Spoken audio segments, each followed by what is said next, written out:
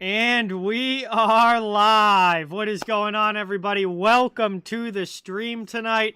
We've got a fun one on the way between two of the NHL's top teams. It is the Vancouver Canucks against the Boston Bruins. This should be a great, great hockey game.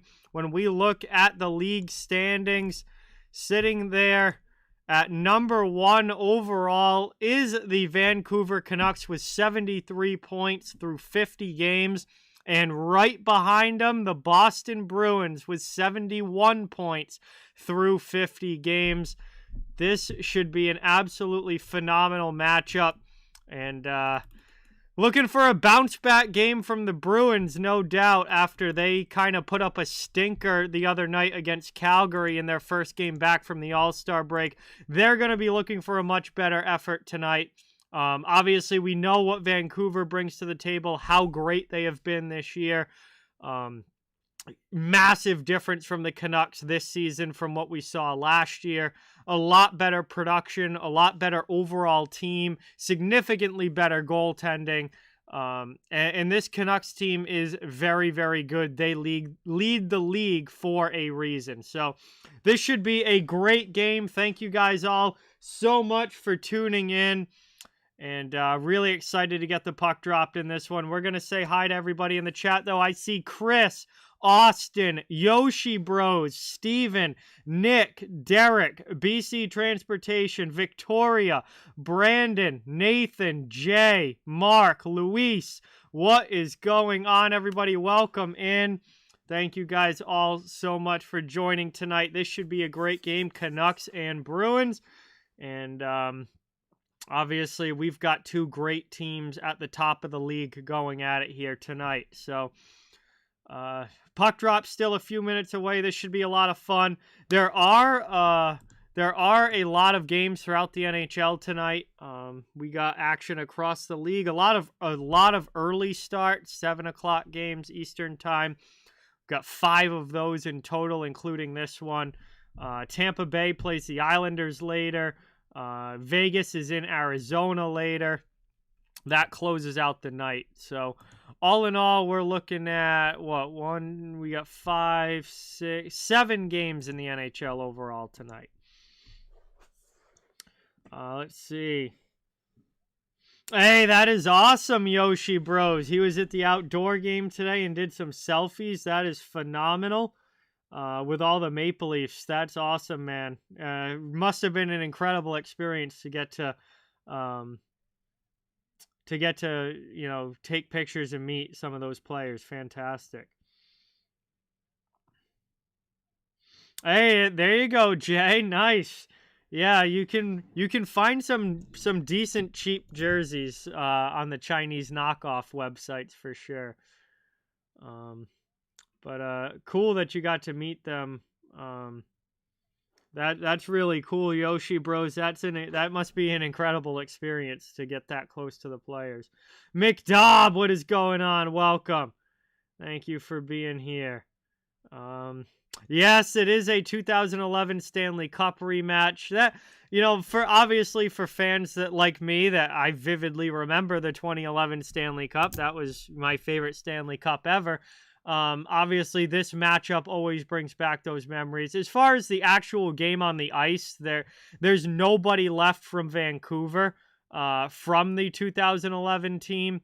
Boston, the only player remaining for the Bruins is Brad Marchand. So it's very different Bruins and Canucks teams from 2011. But anytime these two teams play each other, it does kind of bring back those memories from their Stanley Cup final matchup, which was now, 13 years ago now, which is crazy to think about.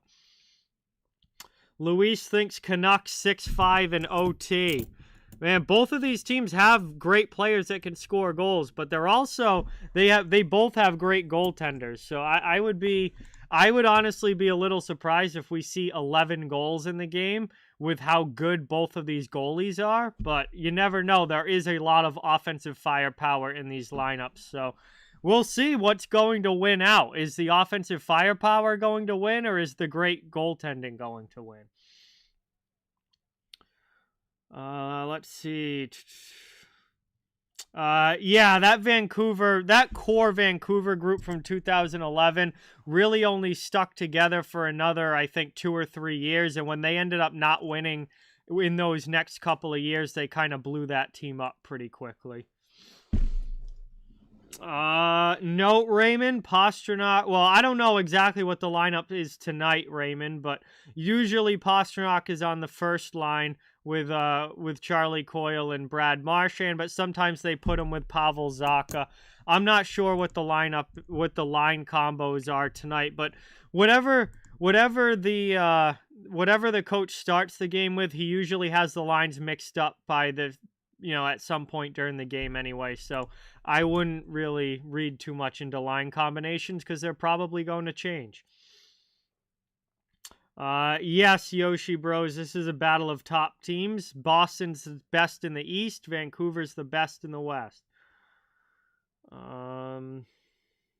Hey, what's going on, Aries? Welcome in. Thank you for being here. Really appreciate it. I think this is going to be a very close game. I see it being a 1-goal game one way or the other. I don't know, obviously, who's going to win or not, but I see it being a 1-goal game very, very close between these two.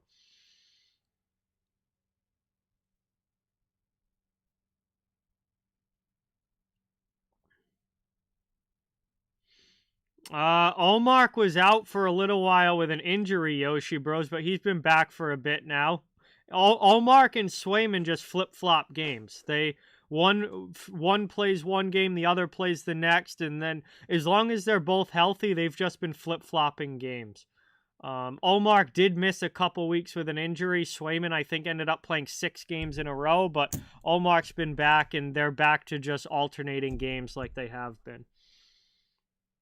Hey, there you go, Matt. That's awesome. I hope you see a great game.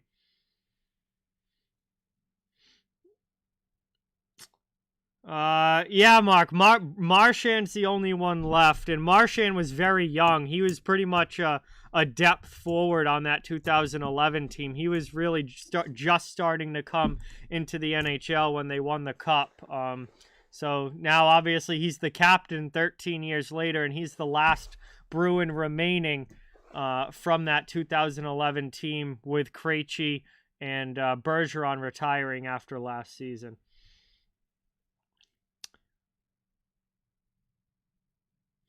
Hey, what's going on, Perry? Welcome in. Thank you for being here. Really appreciate it. Chris, what is going on? Good to see you in the chat. Thank you for watching. So they're doing the national anthems now. Then we'll be getting into the action. Looks like we might have fourth line starting for the Bruins based on who's out there on the ice right now. But I got to get a better look here as we get started.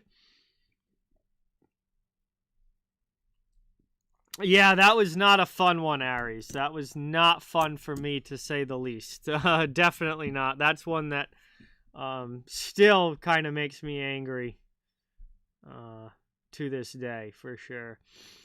All right, anthems are done. Both teams will do one last little skate around with the players that are on the ice. Rest of the guys are on the bench. And we're going to get into the action here. It's going to be tough, Yoshi Bros, for the Bruins to do anything at the deadline. They kind of used up all their assets at the deadline last year.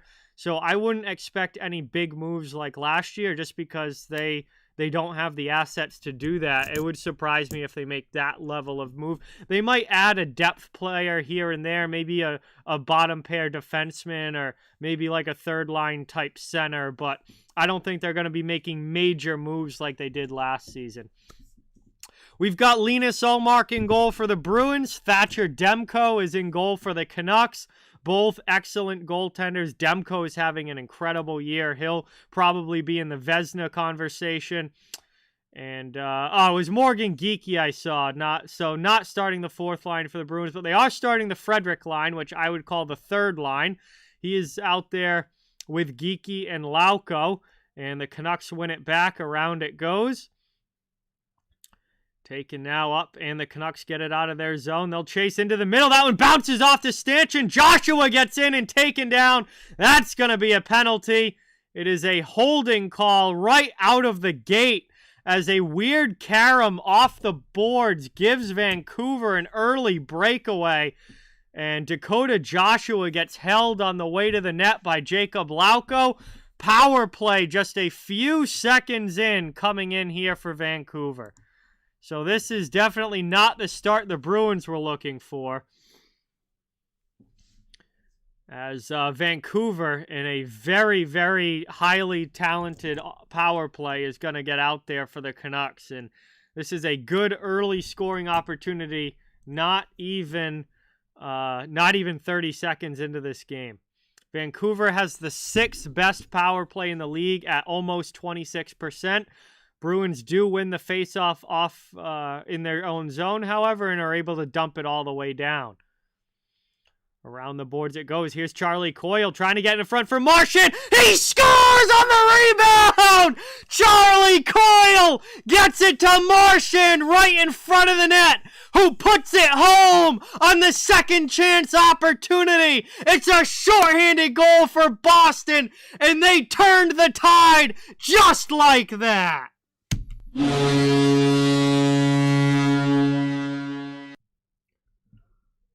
What a turn of events there for the Bruins as they score shorthanded early on in Vancouver's power play.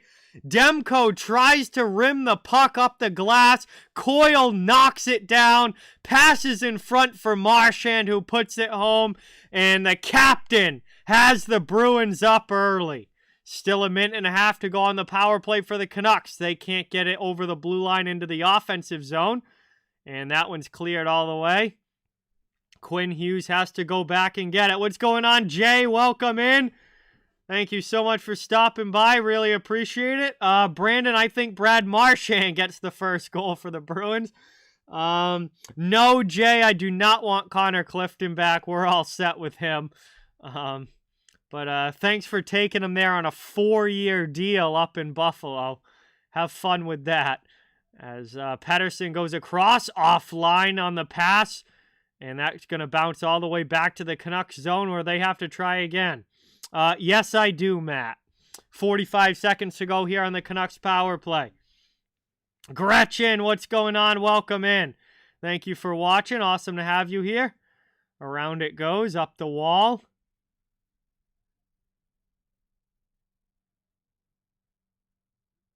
Suter plays it over. Into the high slot. There's a shot that's blocked up high off glass. 20 seconds to go here on the power play. Lafferty gets knocked down. Bruins clear it out of the zone. Frederick gets it to neutral ice. Hronek drops it back. Connor Garland will carry up now into the offensive zone. Final seconds ticking off the Canucks power play. Fires one in on Omar, who makes a shoulder save and covers it up. Now Lindholm and Garland get into it after the whistle. Carlo joins in. Ian Cole comes all the way down to join. The power play is over. We get our first post-whistle scrum here. And we'll get just over 2 minutes into this first period. We are back to 5-on-5 hockey. The Bruins, with the shorthanded goal, gets them up 1-0 where we stand right now. Zach, what is going on? Welcome. Thank you for being here. Bro, what's going on? Welcome. Thank you for watching. Good to see you here in the chat. Offensive zone draw now for Vancouver. I like a lot of different ones, Matt. I switch them up a lot. There's no number one favorite for me. As McAvoy's going to pass that one up. Passes to Cole. Ends up passing to Cole, trying to get out of the zone. Ian Cole kept it in. But Canucks now trying to work it down low. Here's Dakota Joshua behind the net, out in front. That one's poking around in the crease as Omar covers it up. We got another scrum going as Vancouver just jamming away at the front of the net. And now everybody comes together again. Bruins get back defending Linus Ullmark here as he covered that puck up. Vancouver had all 3 forwards in the blue paint jamming for that puck. Hey, what's going on? Bon, welcome in. Daniel, welcome in. Thank you for being here. Really appreciate it. Good to have you here in the chat.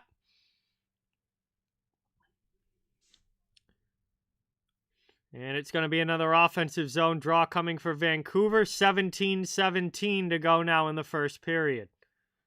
A lot of whistles early in this one. We've already had the penalty. We've had a couple scrums. We've had the goal. Hasn't been really a free-flowing period yet as the Bruins win that draw. They dump it in. Pastrnak first on it, down in the corner. Dodges a hit. Gets possession of the puck. Cycles down low. Played there by Van Riemsdyk into the middle for Pastrnak. Shot in, pad save, Demko. Back the other way now, Elias Pettersson. Skates up ice. They can't carry it into the zone. They'll try again. That one's rimmed around by Lindholm. Newest Vancouver Canuck, Elias Lindholm. Excuse me.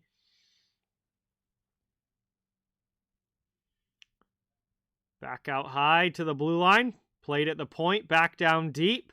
16:35 to go here in the first. That's lifted up. Carlo can't get it out. Get some help from Pastrnak. Still can't get it out. Moved across over the red line. Van Riemsdyk chops it deep. Both teams will get a line change. Going back to get it now is Hronek. Hey, Jay, tell her I said thank you. I appreciate the compliment. Around now, 16:10 to go in the first. Bruins trying to get that out of their zone. It bounces off of a Canucks player and over the glass out of play. Yo, Ray Bro, what a legend. Thanks for stopping by. Great to see you, man. Hope you're doing well. We've got a longtime legend in the chat. Ray Bro is here.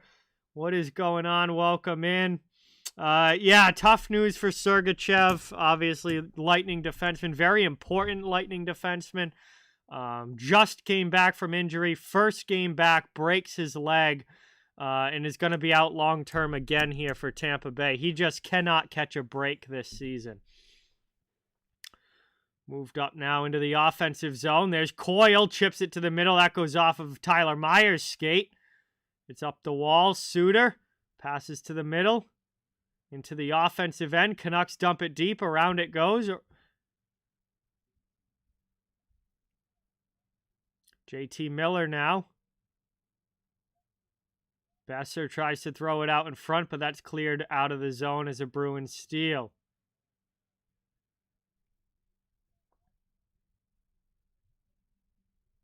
And looks like we're going to have a fight.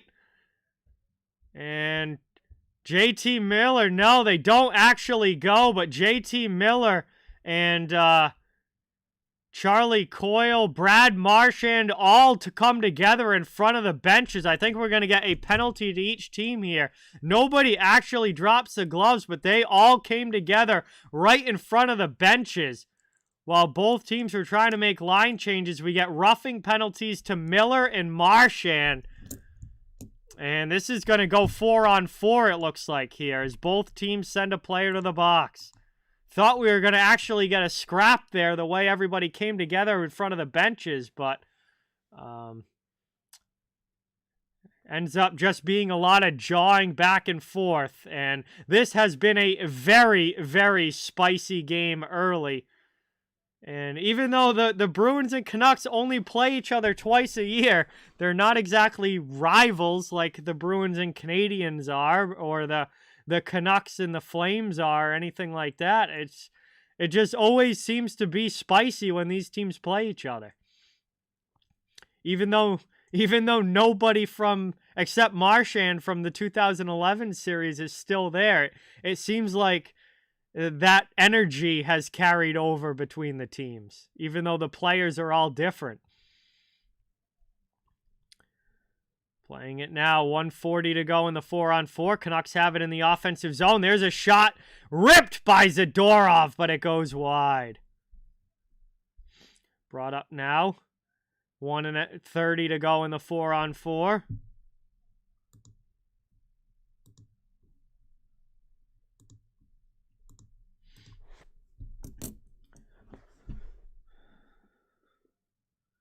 Up into the offensive zone. McAvoy plays it over. Tucks to the middle, trying to find Coyle. Coyle just had it roll off the end of his stick before he could tuck it in the open side of the net. Great drive to the net there by the Bruins. Here's Pastrnak, broken up there by Myers. Canucks get it back out to the neutral zone. Taken now. Played by Pettersson. Drops it back. Gaining the red line and dumping it in there was Myers. Around it goes. Up the wall, Forbert. Gets it through to Frederick. Frederick with speed through the neutral zone into the offensive end. Gets it down below the goal line. DeBrusque goes heavy into the boards with Hughes. Canucks take the puck. Hughes spins back with it. Now gains some speed himself. Gains the red line and dumps it in. Back to Forbert on the far side. Spins off of Besser. Gets it up the wall. Move to the middle. We're back almost to 5-on-5 here. We got 6 seconds to go in 4-on-4 action. And we are back as teams are 5-on-5 again. Penalties to Marchand and Miller are over. Here's Brandon Carlo deep in his own zone. Pestered by the forecheck of the Canucks. Danton Heinen gets back to help him out. Sends the puck all the way down the ice. Is it going to reach for icing? Yes, it does. And we get a whistle here as Boquist tried to beat out Hronek but was not able. Icing call against the Bruins. It will go back to their zone with 13:05 remaining in the period.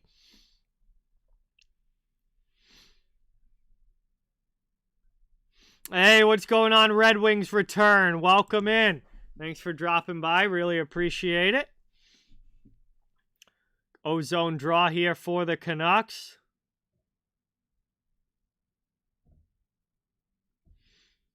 Played across up into the offensive end. Nils Amon sends it cross corner. Bruins first on it, though, and they clear their zone. Here's Steen trying to get it through. Takes possession for Boston. Passes over to Parker Wotherspoon jumping into the play. He sends one through. Here's Forbert looking for a redirection in front. Just goes wide. Bruins keep it in. Cycled back down low. What's going on, Chad? Welcome in. Thanks for being here. Chance again for the Bruins. Demko with a great save. Keeps it out. Wotherspoon keeps it in. Shot through traffic. Blocked off of a body. Hits the glass. Lauko's going to get knocked away from the puck there, but it's kept in by Geekie off the bench. Played back to the point. Wotherspoon shot through traffic. Just deflects wide. Bruins keep it in on the attack. Good shift here for the Bruins in the offensive zone. Lauko comes in, finishes his hit. Hoglander clears for the Canucks. He'll dump it deep, and they can finally get a line change. Under 12 to go here in the first. Brought up. Coyle dumps it back in. Bruins trying to get back in on the attack. Taken now by Marchand. He loses the puck. Canucks steal in the neutral zone. Into the offensive end. Shot there, deflects wide. Worked around. Played across by Garland. Marchand after it. He's going to get run into there. Nailed down in the corner with a great hit from Dakota Joshua. Beautiful check there by the Canucks forward. Bruins come back the other way, though, into the middle. Trying to find Coyle with that pass, but it hopped over his stick. Hampus Lindholm with it now. Played quickly back up to Marchand. Marchand finds Pastrnak streaking off the bench. He fires one in, and that's covered. Good job smothering that there by Thatcher Demko. Pastrnak and Cole go to the boards after the whistle, and they have a little chat. We are going to head to our first commercial break of this one. A shorthanded goal early, less than a minute in by Brad Marchand. The only scoring of this game so far. Bruins lead 1-0. We are just under halfway through this first period, and it has been a good one between the Bruins and Canucks. A very spicy, energetic, tough, hard-fought start to this game. Two of the best teams in the NHL going at it, and boy, does it feel like it. Really has a playoff feel to it. Really has a playoff feel to it. And I think we're going to be in for a really good hockey game tonight for the entirety of it between these two. So, first First commercial break. We're going to get a beer cracked. We're going to get a cheers in a chat. I haven't been live in a while. We're going to have some fun with this one tonight. Also, if you haven't seen it pinned at the top of the chat yet, my next live stream is going to be Saturday night, just 2 days from now. I'm going to be doing a Western Conference matchup because I have not done a lot of Western Conference this year. Arizona Coyotes against the Nashville Predators, 8 p.m. Eastern Time. Both of those teams are in the wild card race out west. Neither are in a playoff spot right now. They're trying to battle their way into a playoff spot. A huge game in the Central Division between Arizona and Nashville. That will be Saturday. Cheers, everybody. Let's have a great night and enjoy some hockey. This has been very, very fun so far. And really appreciate you all watching. Cheers in the chat.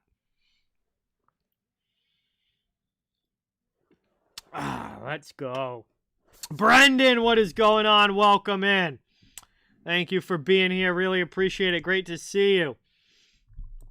Coming back from the commercial break now. First period action. What's going on, Cap? I'm doing well. How are you? Welcome in. Bruins are going to have an offensive zone face-off here. Hey, Jeremy, what's going on? Welcome. And I love seeing Patrick Waugh back, Jeremy. He's a great personality, really a great, has a great passion for hockey and had a tremendous career, obviously, is one of the greatest goaltenders of all time. And to have him back in the NHL coaching, I think is awesome. Around it goes now. Bruins another chance. DeBrusk with a shot and a good save there by Demko. Moved up over the line. Canucks come back the other way. Lindholm chases, has Suter all over him. And ends up turning the puck over as he gets knocked down. He has a chance. Oh, Mark slides across for a great save on Miller.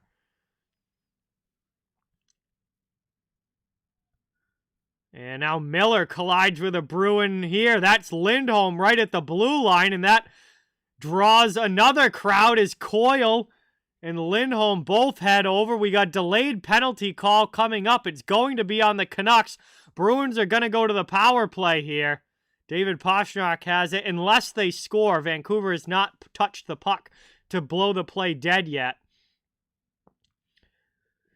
And finally, the Canucks do touch it in their own end. Boston's going to get their first crack at a power play. And it's going to be an interference penalty here against Vancouver. And it's JT Miller, who already took a roughing penalty earlier. Him and Brad Marchand both sat for a couple of minutes. Now picks up another penalty, this time for interference.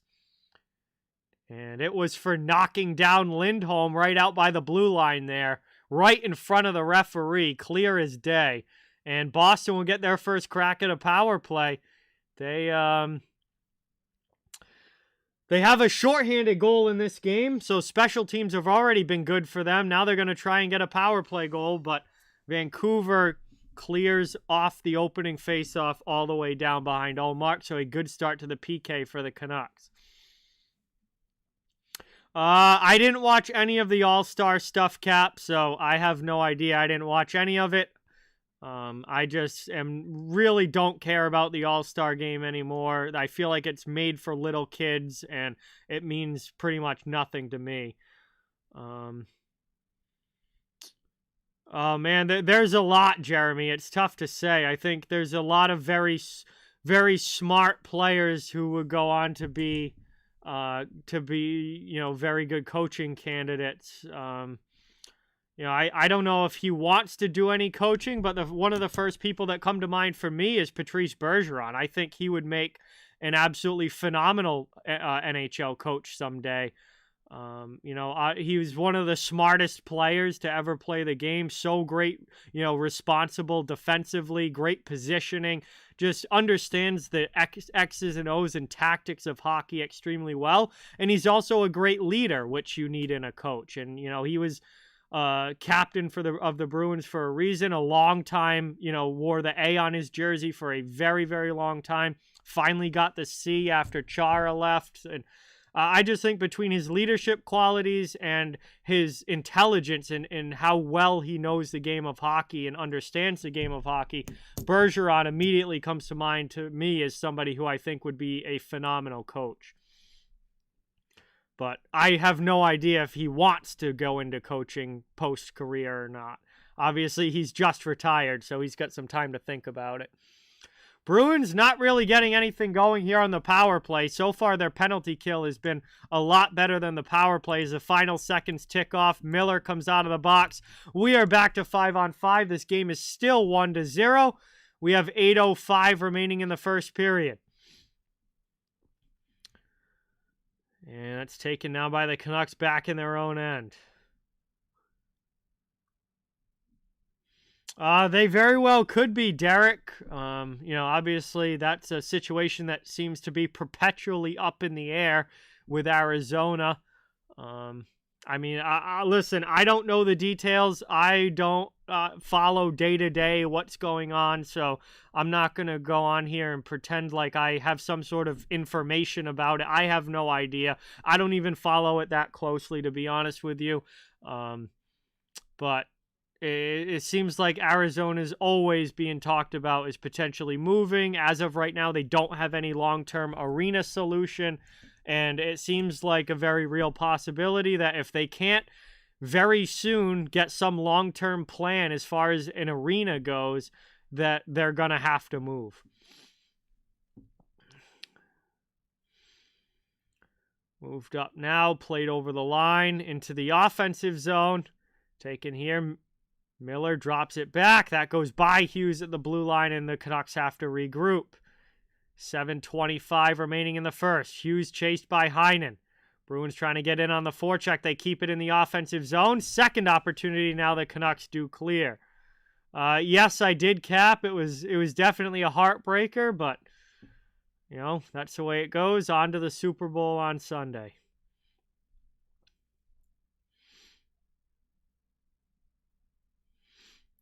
Around it goes now. Big hit there by Geekie getting in on the forecheck. Bruins trying to dig the puck loose. Lauko in there with Steen.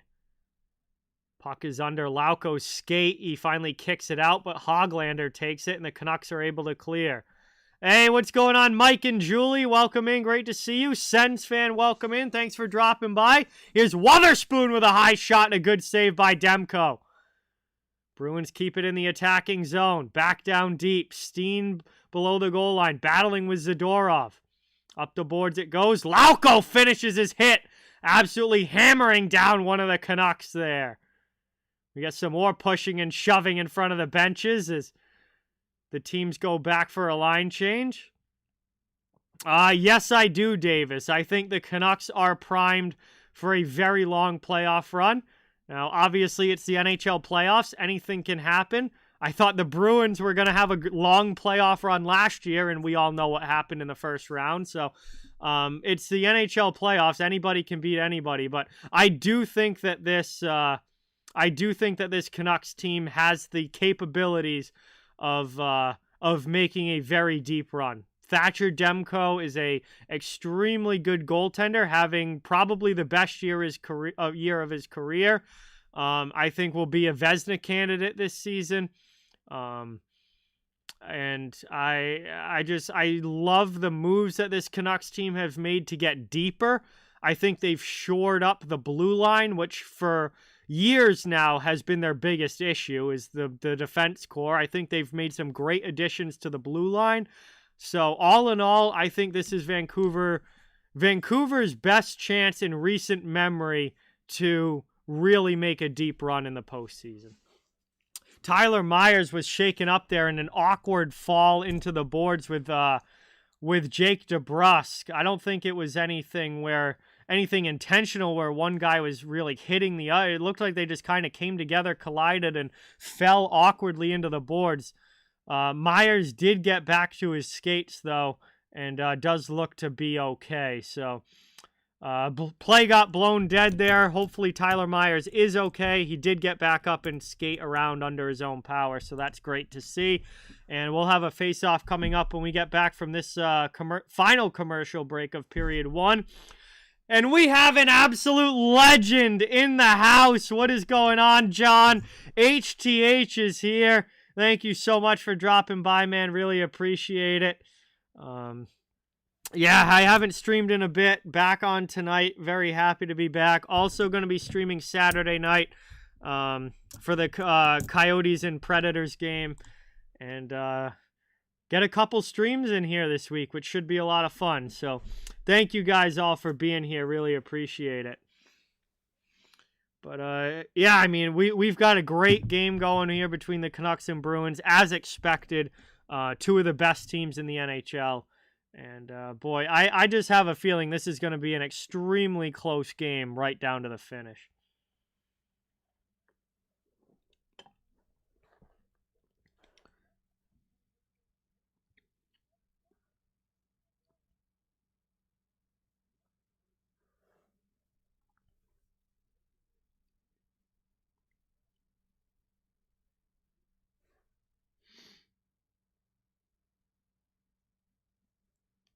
All right, we're coming back from the commercial break now. Face-off looks like it's going to be in the Canucks zone. Yeah, Cap, I agree. I definitely could see this being an overtime game, no doubt about it. Canucks send that one up the boards. Bruins keep it in. Here's McAvoy with a shot and a blocker save, Demko. Taken now by Pettersson. Elias Pettersson. Sends it over. Battle for it along the boards now. And that's dumped in by Zacha as he sends it in for Boston. Big hit there by Zadorov, knocking down Van Riemsdyk. Bruins keep the puck, however. Here's Pastrnak. Pass goes off of Van Riemsdyk's skate and does not get to its intended target. And then Pastrnak trips down Pettersson, exiting the zone, and that's going to be a penalty. David Pastrnak just a little too careless with his stick there.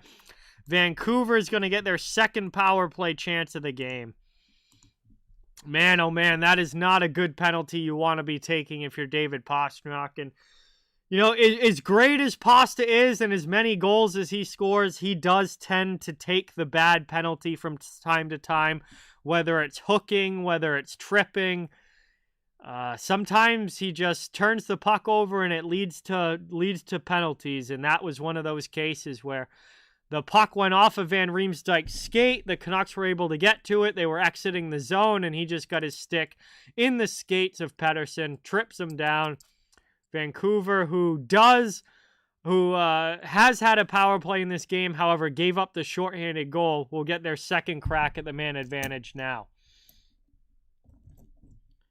Yeah, Red Wings return. That would be good for Vancouver. And with the Blues in a wild card spot, it definitely is possible for that to be a first-round matchup. Hey, that's awesome, Nathan. You're going to the Bruins' last game of the year. That's awesome. Hope you see a great game and have a lot of fun.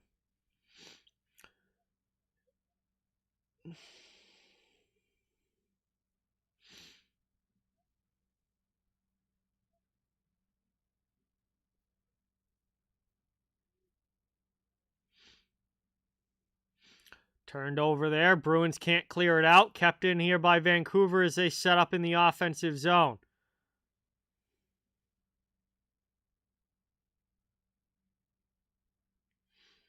Around it goes. Taken there. Marchand able to outmuscle the Canuck player for the puck and get it out of the zone. Great penalty killing there by Brad Marchand. Over to Hughes. Trying to get it back to Miller. He does. That's turned over. Charlie Coyle steals. Gets it to Danton Heinen. Breaking in alone in front. Heinen shoots. And he scores! Boston with another shorty! Their second shorthanded goal of the game. They are 2 for 2 on shorthanded goals. I don't know what is going on with Vancouver here, but Boston leads by a couple as the Canucks power play is in shambles right now.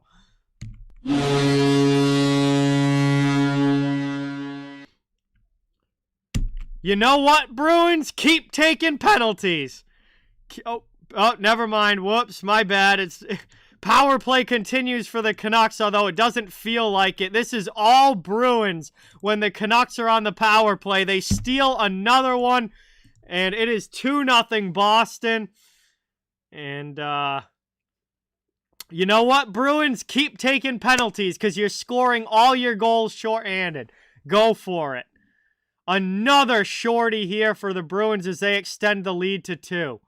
45 seconds left in the Canucks power play. They're going to at least try and get 1 goal back here before this power play comes to an end. Over. Played by Garland. Looking backdoor. Broken up. Good stick defensively by Zacha. And he's able to clear it all the way down. Under 30 seconds remaining on the power play. Vancouver still only has 4 shots on goal in this game. Boston's up to 10 and they've scored on 2 of them. Danton, Heinen, and Brad Marchand with the goals. Into the attacking end. Around it goes. No, Mark. Unfortunately, it does not affect the plus-minus of the guy in the box. But, yeah, honestly, that would be funny if it did. As Pasta is free, power play is over. We're back to 5-on-5. Boston now leading by a couple. Myers chases into his own zone. Good to see him back out on the ice. He turns it over to Pastrnak. Tries to get a pass in front for Morgan Geekie, but it was in his skates. Vancouver comes the other way now. Hoglander not able to get it. Clean possession. Bruins circle back, regrouping in their own zone. 2:40 remaining here in the first period. Bruins with the first 2 goals of the game. They dump it all the way around. No icing on the play. Geekie takes a hit from Zadorov. Van Riemsdyk plays the puck. Back to the other side. Bruins pinch down trying to keep it in. Pastrnak out covering at the point. Can't get the pass through. Bruins take it to the neutral zone. Dumped back in by McAvoy. 2:15 remaining as Vancouver looks for a breakout. Through the middle of the ice. In on Ullmark. Ullmark sends it quickly back out the other way. That bounces through everybody all the way down. Lauko going in heavy. Falls down as he tries to check Zadorov. Definitely a size mismatch there. Lauko digs the puck out though, but McAvoy's pass for Steen is offline. Pettersson back the other way. Elias Pettersson doesn't have any help, so he takes a hit from Lauko and just dumps it around the wall. Bruins take it through the middle now, up and out of the zone into the offensive end. Boquist stays on side. Hronek takes the puck. That one gets knocked down, moved across. 1:25 to go in the first. Digging in the corner. Teddy Bluger in on the forecheck, lands a good check. Bruins get the puck out of the zone. Another big hit, that time by Joshua on Boquist in front of the Bruins bench.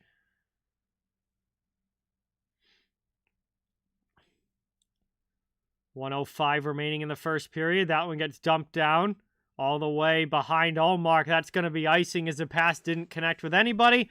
And Boston gets a shot at a offensive zone faceoff, already leading by 2. I can prep too. What is going on? Welcome in. Thanks for stopping by. Great to have you here. I stream all different teams from across the NHL, but definitely more Eastern Conference than West, just because I am in the Eastern time zone. So I do a lot more Eastern Conference than West, but I do stream all different teams and matchups from across the NHL.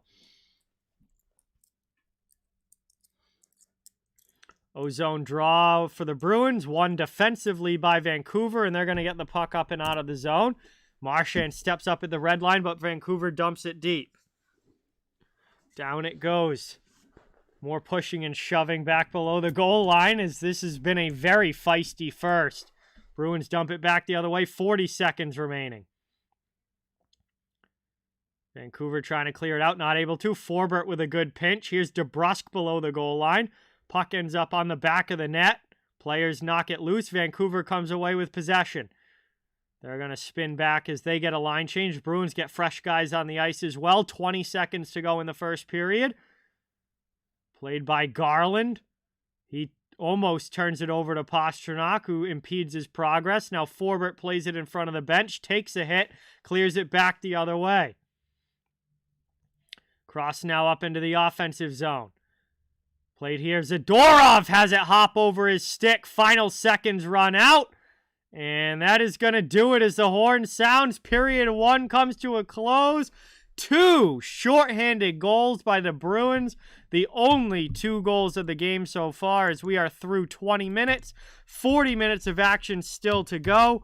But we are going to have some time to hang out and chill in the chat while we wait for the second period to begin.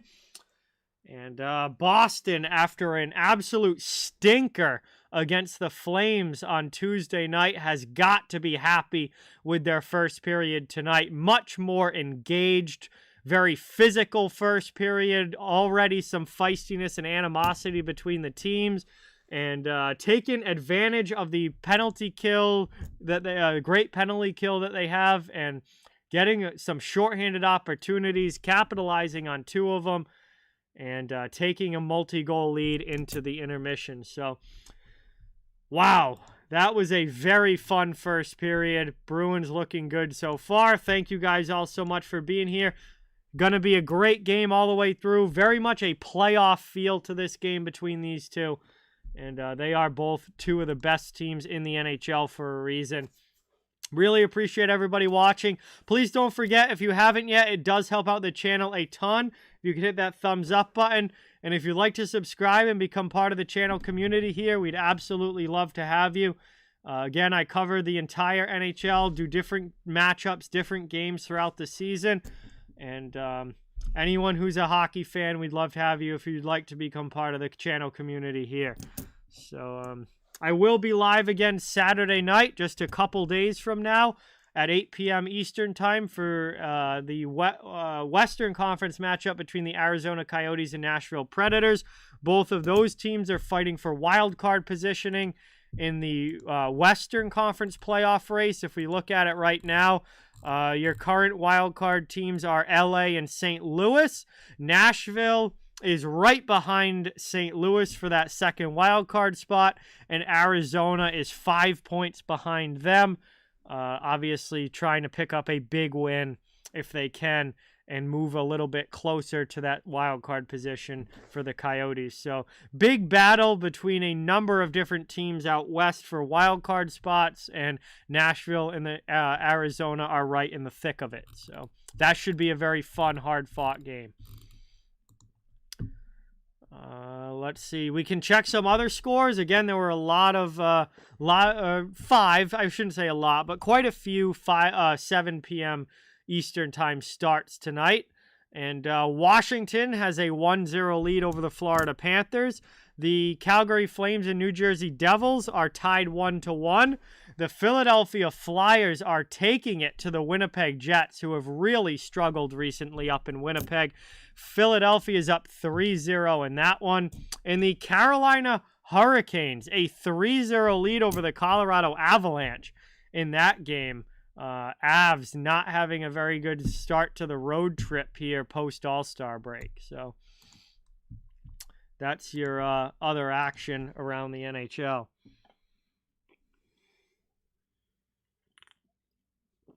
Dean, what's going on? Thank you so much for watching. Really appreciate it. Jeremiah, what is going on, my man? Welcome in. Great to see you in the chat. Thanks so much for stopping by. Yes, I got the Hampus Lindholm Centennial jersey on. Again, massive thank you to Jeremiah for getting me this jersey and sending it to me. And just absolutely incredible from him. So thank you so much. And great first period. We'll see how it goes the rest of the way. But, man, this was kind of almost a vintage Bruins performance with the 2 shorthanded goals. I remember, 12 years ago, the Bruins scored a lot shorthanded. I feel like in recent years it hasn't been the case as much. But a couple of shorties here tonight in this one. And kind of feels like a bit of a throwback game here for Boston, which I love. I love it, giving me more 2011 vibes.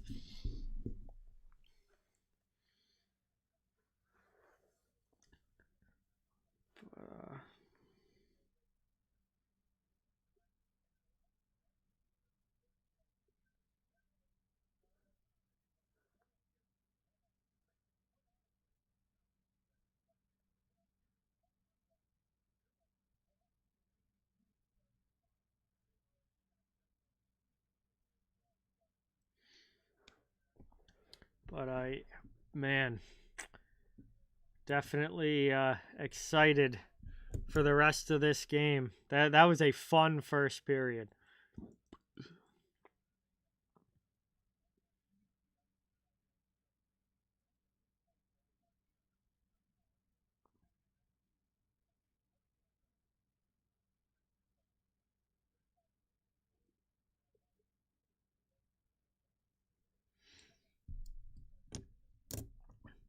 Yeah, Brad Marchand is now up to 35 shorthanded goals in his career, which is by far the most among active NHL players. So, Marshy's he's been a shorthanded menace for a long, long time now in this league.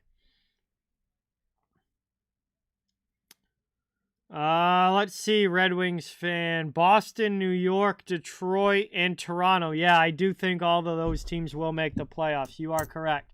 Montreal and Chicago will be the two original sixes not to make the playoffs. The other four, I believe, will.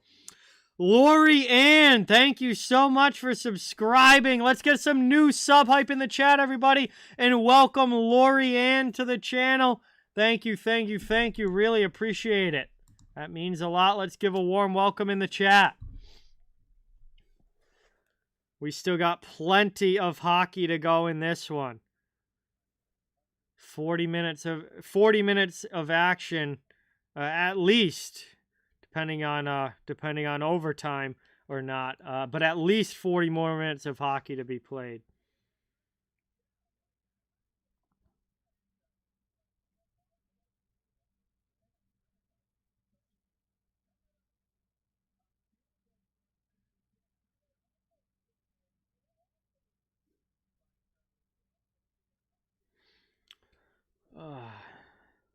Hey, Chippy, what is going on? Welcome in. Thanks for dropping by. Great to have you here. We've got Bruins Canucks first intermission, so we're just hanging out and chilling in the chat for a bit while we wait for the second period to begin. But a couple of shorthanded goals, the difference so far. We'll see what period 2 brings. Still a long way to go in this one. But I'll tell you what, after as bad as the Bruins were, against Calgary the other night, that first period was exactly the kind of period they needed. And it looks like Boston's got their head on straight for this game and not gonna have the kind of performance like they did the other night.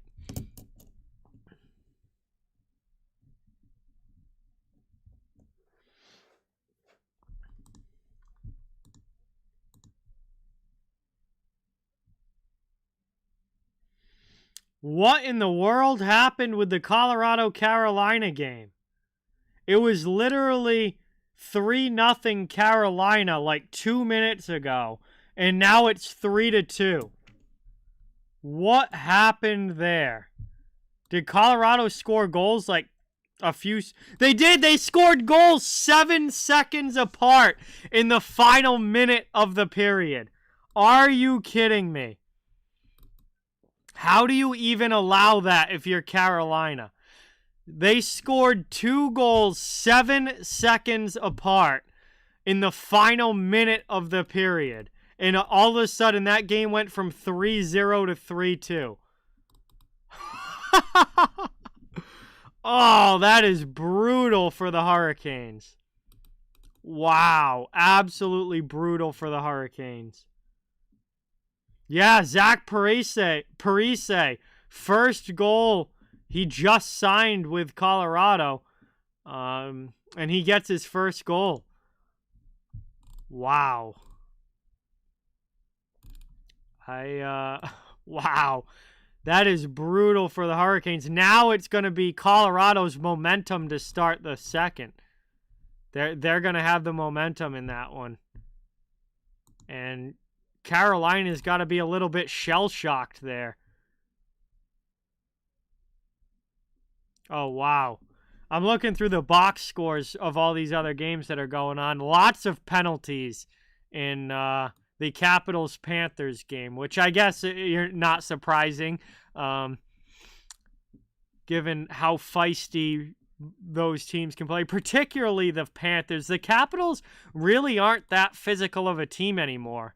Not like they were 5 years ago. They're not a big penalty minute team anymore. Tom Wilson has really calmed down over the past couple seasons, and they don't really have anybody else that puts up penalty minutes, but there were a lot of penalties.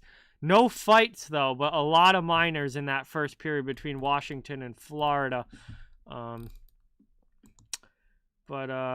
Yeah, Calgary and New Jersey looks like a very even game so far.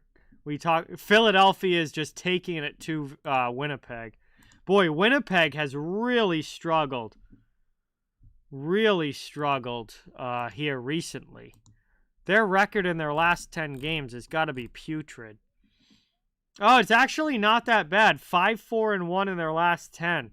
They have lost their last 2, though, so it looks like they might be losing 3 in a row with the loss tonight. I don't know. It just seems like Winnipeg's really struggled recently. But maybe I'm exaggerating how bad it's been.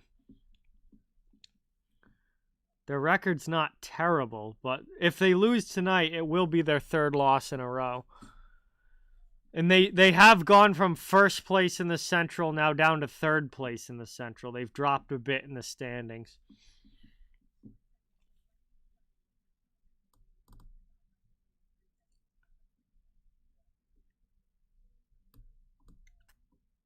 Speaking of a team that's been really bad in their last 10 games, the LA Kings. You know, that was a team that was competing at the top of the Pacific Division back at the beginning of the season. They have fallen all the way back to 4th. They're in a wild card spot, and LA is only 3-5-2 in their last 10. Now, they did win their last game, which was a nice job getting back in the win column, but they have not been what they were supposed to be for the most part over the last few weeks, which is why they made the coaching change. Todd McClellan out, and you know they're looking for that new coach bump in LA.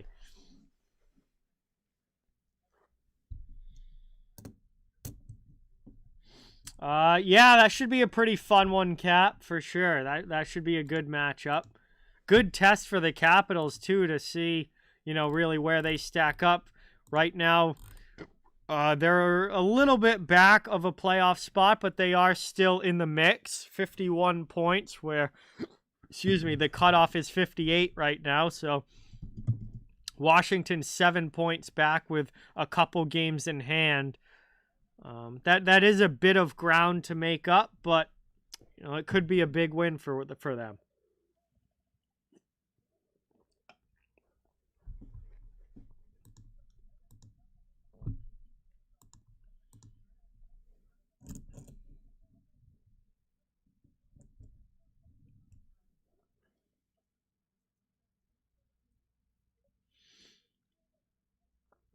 Yes, Colton. Vancouver is the number 1 team in the NHL right now with 73 points. Boston is the number 2 team in the NHL right now with 71 points. So this is a matchup between the 2 best teams in the league so far this season.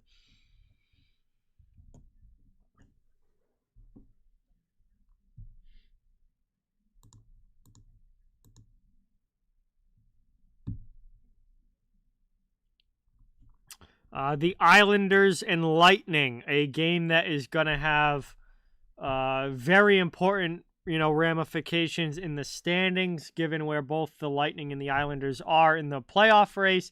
Very important matchup between those 2 teams coming up. That game should be starting in about 10 minutes or so.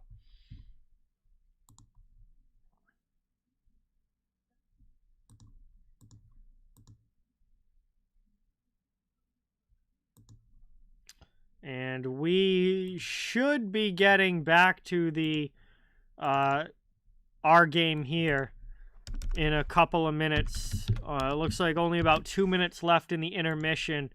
I think we're on our last commercial break of the intermission, and then we'll be getting back into the action between the Bruins and Canucks. So, going to set the scoreboard up, get it ready to go for the second. And yes, Red Wings return. All the teams playing tonight are solid teams that are in the mix as far as the playoffs are concerned. So you're right. There's no bottom feeders. There's no bad matchup tonight. Every game tonight is involving teams that are in the playoff picture in one way or the other, whether they're in the playoffs or whether they're on the outside but still in the hunt and within striking distance of a wild card spot. There are no bad matchups in the NHL tonight.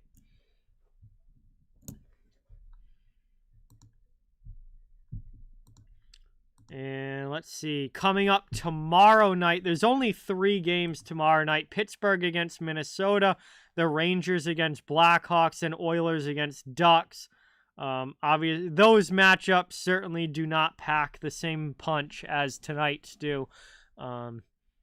They're just flat out not as good of matchups tomorrow as what we have on the schedule tonight.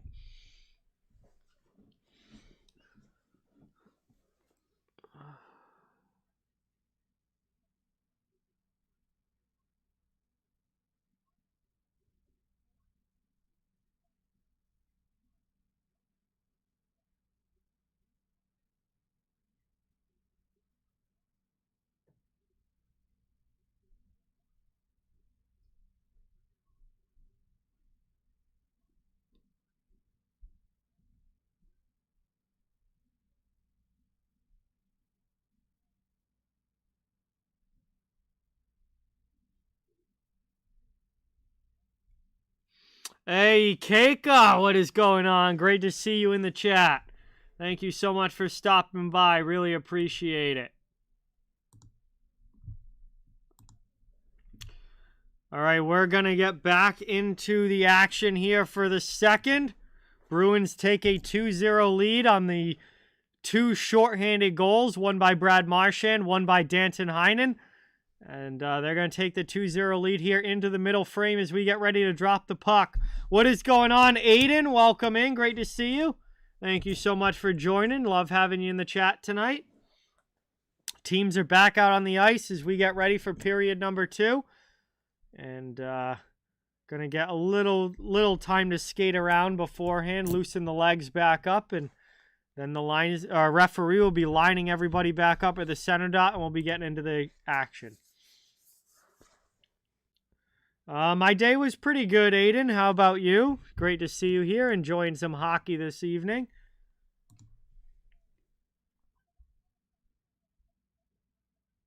Hey, Micah, what is going on? Thank you for watching. Great to see you in the chat. Appreciate you being here. Teams are lining up now, getting ready to go for the second. Looks like Frederick, Lauko, and I assume Geeky. That's the line the Bruins started with. I think they're going to do it again here. Yep, Geeky centering Lauko and Frederick for Boston. Going to be Bluger, Garland, and Joshua out there now for the Canucks as we are underway. Vancouver dumps it in deep. Turned out, pass in front, stolen back there by the Bruins. They'll come up ice 3-on-2 back the other way into the offensive zone. Geeky drives wide. Hughes keeps him to the outside. He passes around the wall for Frederick.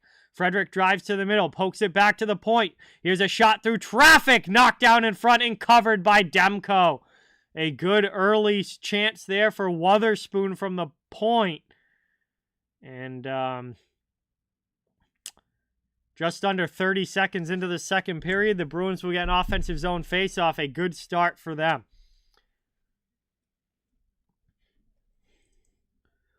I mean, the best player overall is still Connor McDavid, Aiden. The most talented player is Connor McDavid. The best player for this season, and based on how teams are playing this season, is, I'm going to say Nathan MacKinnon. And the Bruins get a fluky goal here as David Pastrnak's stick blows up on him as he shoots. The puck bounces around, somehow finds its way to the back of the net. I think it was Morgan Geekie. Let's get another look at this.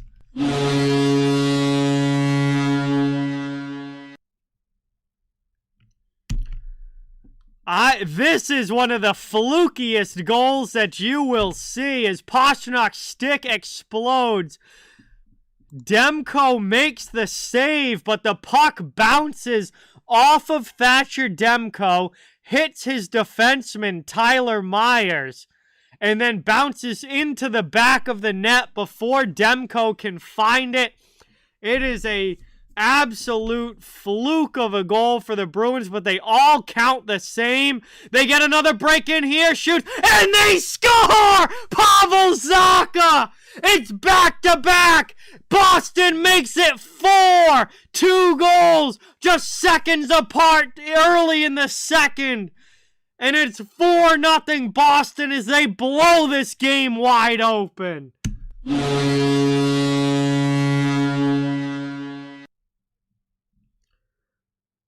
Pavel Zacha, short side on the break-in. Vancouver defensively all out of sorts, not covering Zacha as he drives the net. A great pass right on his stick. He goes low blocker side. 2 goals just a few seconds apart. Boston leads it 4-0. And so much for this being a close game. Boston has blown it open here. Vancouver desperately needs the next goal. And they need to get the momentum switched to their side as they shoot one in. Deflects wide, back to the point. Long shot through traffic. That one misses wide again off the end boards. Back out to the neutral zone. Boston's goals come just 10 seconds apart. They must have saw what Colorado did at the end of the first period of that game and wanted to try it themselves. As it's brought up, Steen gets run into the wall there by Hronek, but he's able to get the puck deep. Vancouver trying to carry back out from deep in their zone. Through the middle into the offensive end. And the play's offsides as Wotherspoon did a good job holding him up at the blue line. 18-10 to go in the second, and boy, this game has been chaotic from the drop of the puck, between the physicality, the scoring, the shorthanded goals, just everything going on in this game. It has been chaotic, and Boston has blown this open now to a 4-goal lead. And we're not even 2 minutes into the second period yet. And puck is iced there by the Canucks as that dump-in came from behind the red line. So Vancouver ices the puck. The faceoff will be back in their zone. And boy, there are a lot of blank stares on the Canucks bench right now. They just, showed a shot of guys on the Canucks bench, and they look like they don't know what hit them. Like, they're just staring off into space like they didn't even see it coming. They are completely shell-shocked right now. Boquist gets kicked out of the dot. Heinen will come in. Around it goes. Canucks win it back, and Hronek plays it D to D. Almost turned over there. Now they do. Boquist steals it back for the Bruins and dumps it deep. More poor defensive zone play here from Vancouver. That has been an issue for them in this game. Around it goes. Up the wall. Wotherspoon pinches. Plays it for Boquist. Boquist gets run hard there by Hronek. And Vancouver's starting to get physical. You can tell that they're a little pissed off. Wotherspoon gets knocked down in a big collision on an offsides there as he and Lafferty came together. That breaks up rather quickly, though, as the whistle goes. And we're going to have a face-off just outside of the Vancouver end after the offsides. But you can tell Vancouver's starting to finish their hits a little bit later, starting to put a little more oomph into their hits. They're definitely seemingly frustrated here a bit. So the Frederick line comes out for the Bruins, as you would expect when things start to get physical. Geeky, Frederick, and Lauko, all of those guys more than capable of handling themselves. Frederick wins the drawback. Carlo dumps it in. And the Bruins try and get in on the forecheck. That's going to be a tripping call to Jacob Lauko. He tried to chop at the puck, but instead of hitting the puck, he got all skate. It's a trip. And Vancouver's going to the power play. They're 0 for 2 on the power play and have allowed 2 shorthanded goals. We'll see if the Bruins can make it a shorthanded hat trick or if Vancouver can finally get something going on the man advantage. But honestly, I'm not even upset the Bruins took a penalty with the way that they've been scoring shorthanded tonight. Don't think it matters. We'll see if Vancouver can make it matter here over the next couple of minutes.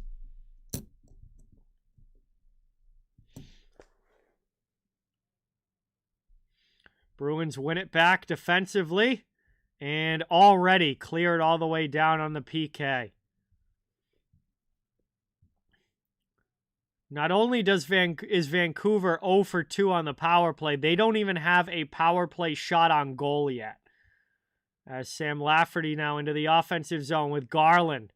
Around it goes. Garland tries to get it to the point. It's turned over to Charlie Coyle. He and Marchand back up ice. They connected on the first shorthanded goal. Marchand loses an edge, though, trying to pass it to the middle, and the Canucks come back the other way.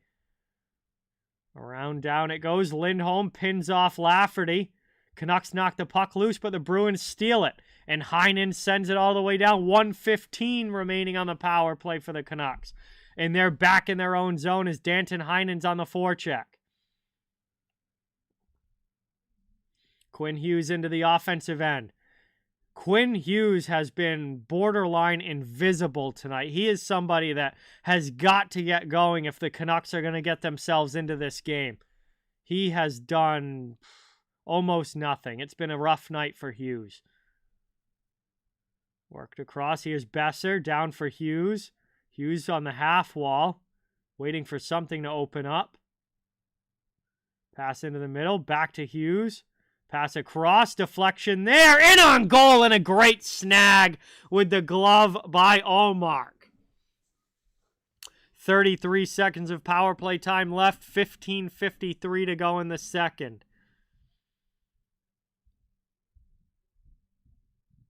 Yeah, Sports Beard. Absolutely, man. Bruins put up a stinker on Tuesday. They look like a completely different team tonight. This is the Bruins team I want to see on a game-to-game basis. All set with the team that played on Tuesday against Calgary. This is the Bruins that we need to see night in and night out. 25 seconds to go here on the power play. Vancouver trying to carry up into the offensive zone. Lindholm gets it over to Besser to the point. Hughes.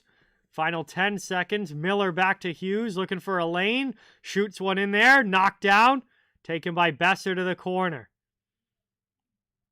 Yeah, I guess so, Jeremiah. I guess so, man. So that one gets gloved by Ullmark. He's just going to hold on to it. Power play is over, though. We're 5-on-5 again. 15:17 remaining in the first. Or, excuse me, in the second. It's not the first period. 15:17 remaining in the second. What's going on, Alex? Welcome in. Thank you so much for being here. Great to have you in the chat, as always.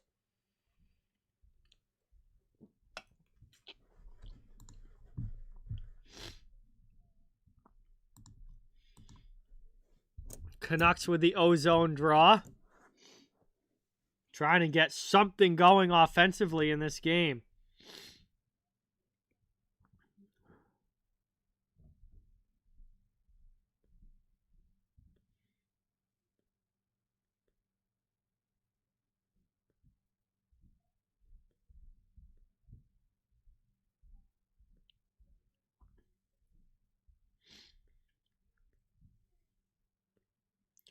Canucks there digging in front of the net as Ullmark covers the puck, and that one gets covered.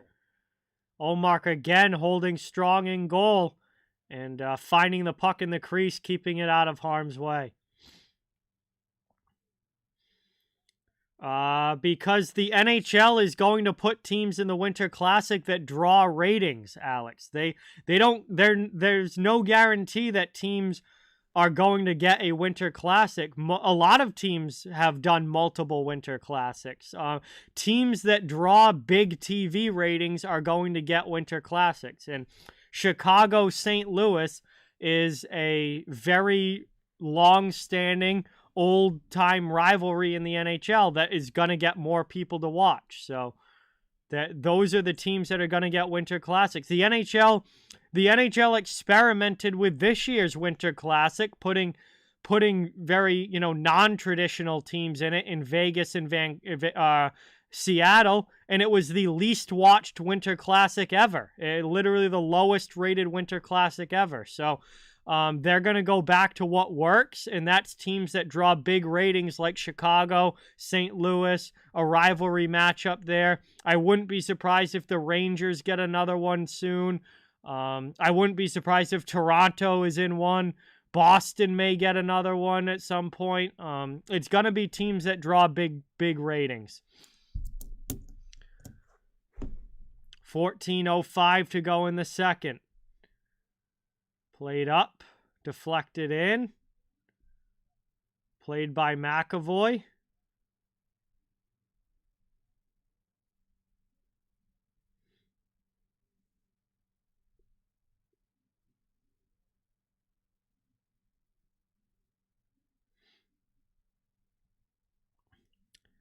Taken now over the red line by the Bruins. Grzelcyk carries up into the offensive zone. He fires one that's deflected up into the netting and out of play with 13:34 remaining in the second. Panthers have now gone up 2-1 over the Capitals. So coming back there is Florida from a goal down to take the lead. Calgary is now up 2-1 over the Devils. Philadelphia has extended their lead to 4-0 over Winnipeg. And the Islanders strike first against Tampa Bay, leading that one 1-0.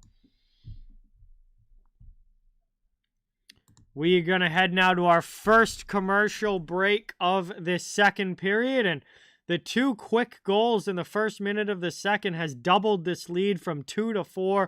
Bruins in complete control here over the Canucks.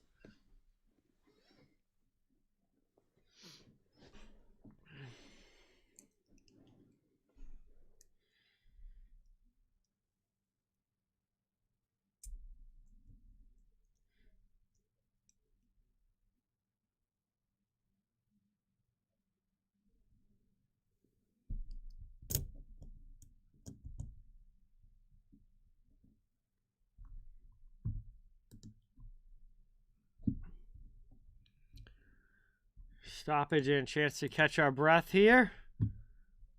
Vegas and Arizona is the only game on the schedule that has not dropped the puck yet. They're about a little less than an hour away from getting going. We're here, second period action, and Boston has blown this game open. We'll see if Vancouver has any sort of comeback in them, but the Bruins are in control right now. And Panthers' second goal gets called back on a coach's challenge. That game is back to 1-1, so that's good news for the Capitals.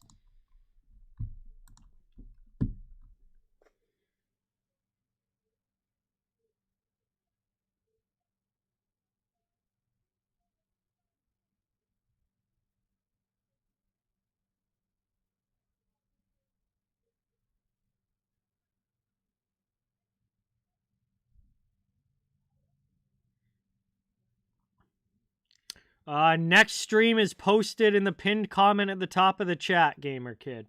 Moved up now over the line, back underway. Canucks into the offensive zone. Driving deep, Lindholm out there with Hoglander and Mikheyev. Up the wall it goes, moved across. Tyler Myers blasts one from the point, gets blocked. Second chance, Mikheyev blocked as well. Bruins, great job getting in the shooting lanes. That's knocked down now in the neutral zone. Played with a high stick by Vancouver. And that faceoff is going to go to the center dot.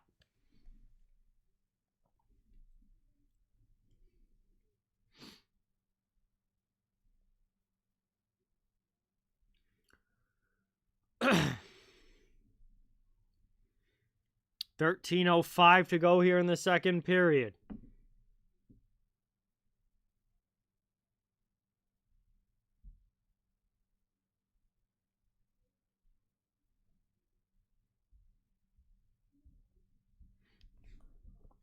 Bruins clear it up and out of the zone. Here's Lauko with Frederick into the offensive zone. Lauko battling with Hronek. Good hit there by Geekie on the forecheck. Frederick's third guy high, but the Canucks move the puck up ice. Hronek trying to jump into the play. He's pestered on the back check. Blueger gets it across to Garland. Connor Garland now takes it to the corner, looking for something to open up in front. Nothing there. He goes back to the point. Shot there through traffic. Knocked down again by the Bruins. Blueger finishes his hit on Wotherspoon, but Boston gets the puck up and out of the zone. Around it goes behind the net, taken by Quinn Hughes. We're down to 12-12 remaining in the middle frame, ticking towards the halfway point of this game. Played again by Filip Hronek. He gets it away from Marchand. Goes D to D, gets it right back. Pass again D to Hughes, dumped in. They'll head off for a line change. Besser chases on the forecheck against Lindholm. Pass out in front. Shot there. Puck's loose. Carlo with a great stick, able to keep it out. Ullmark again holds the post, trying to find it. Canucks digging away. Puck is loose. Nobody knows where it is. And finally, we get a whistle. And Lindholm gives a good shot to Pius Suter, who is digging away in the crease. Carlo smiling about keeping that puck out. Ullmark talking to the referee about why it took so long to get that play whistle dead. But the referee saw the puck. And Ullmark did not have it covered up. Finally he did, and he got the whistle. Canucks continue to be off the scoreboard.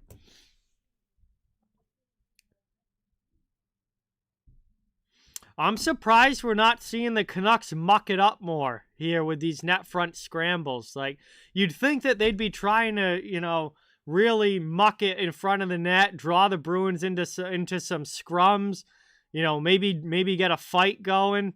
Down 4-0, I thought Vancouver would be going at it more with these net front scrambles, but they're just kind of, poking away, and then as soon as the whistle goes, just backing right off. Hey, Richie, what is going on? Welcome in. Thank you for being here. Much appreciated. Bruins into the offensive zone now. Played over to Forbert. Forbert with some room. Fires a shot just high over the bar. Wotherspoon keeps it in. Passes it over. Along the wall. Played again at the point. Sends it deep for Steen. 11-11 to go here in the second.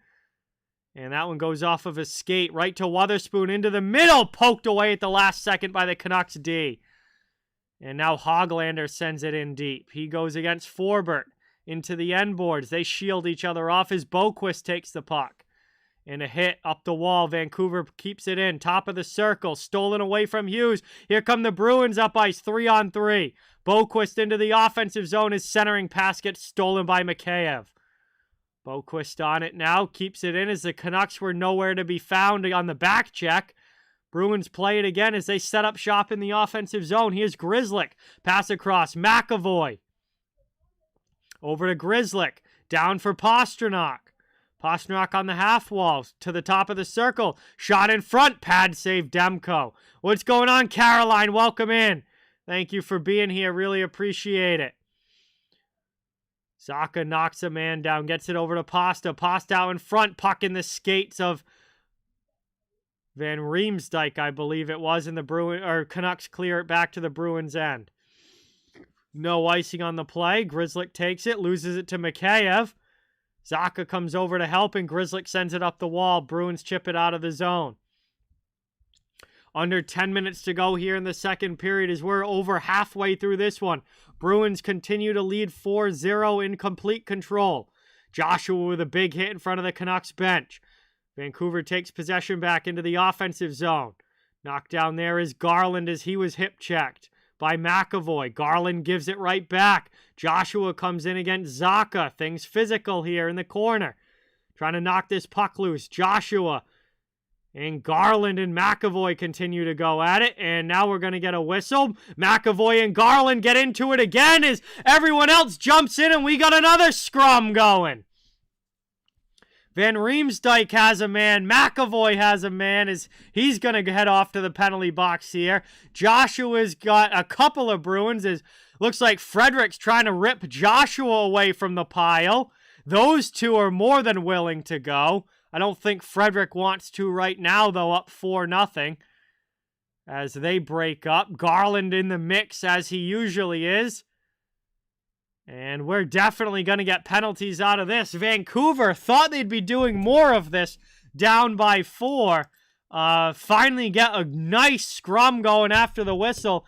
And the Bruins were more than happy to oblige with Charlie McAvoy knocking the stick right out of the hands of Connor Garland to start the whole thing. We head to a commercial break now here in the middle portion of the second period. Boston very much in control. Hey, Bruin, what is going on? It is great to see you in the chat. Thanks so much for coming by. Great to have you here. Really appreciate it. Thank you. Thank you. It was a gift from Jeremiah, an absolute legendary supporter of the channel. But yeah, great Centennial Hampus Lindholm jersey. So big thank you to him.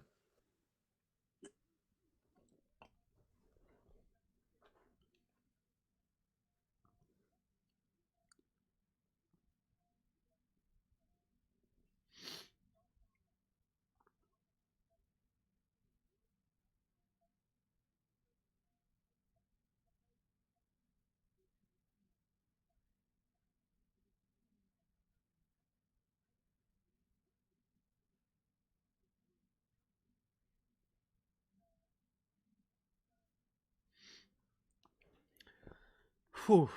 Boy, this has been such a chaotic game. Been really fun to watch. Very physical. A lot of nastiness between these two teams tonight. Some good scrums. No fights yet, but some good scrums. And I'm waiting for somebody to finally drop the gloves. I have a feeling Frederick and Dakota Joshua are both more than happy to go. I think they may end up dropping them at some point in this game. Jeremiah J sent me this jersey. So looks like it's not McAvoy in the box for the Bruins. I thought it would be. It's 4-on-4. It's Connor Garland in the box for the Canucks. It is Oscar Steen in the penalty box for the Bruins. So we are 4-on-4 now for the next couple of minutes. McAvoy does not get a penalty for knocking the stick out of Garland's hands. And those are the two penalties coming from that post-whistle scrum.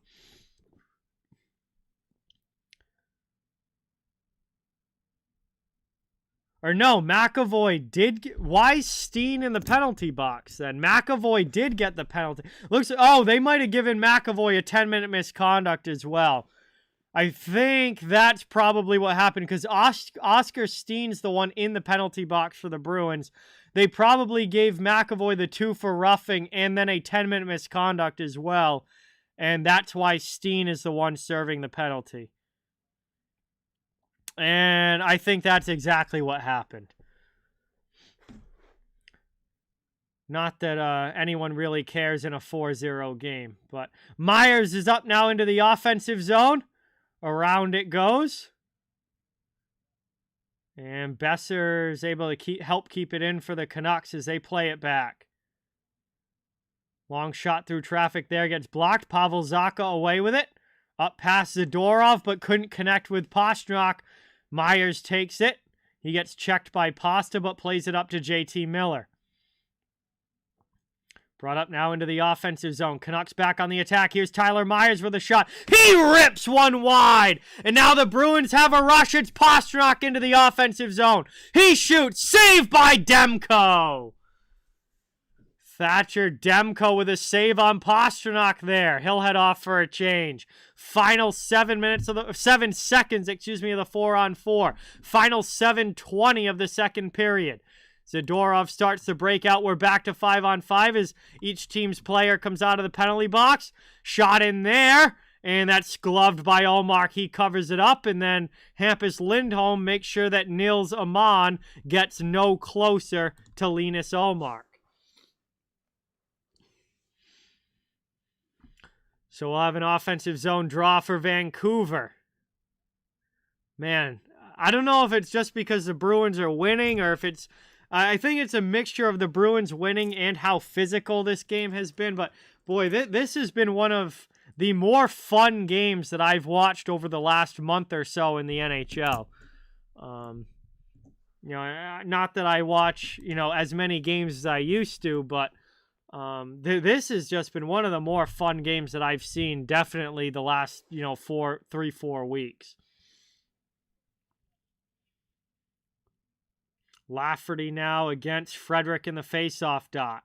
Frederick gets knocked down there. He's not going to be happy about that. Canucks keep it in.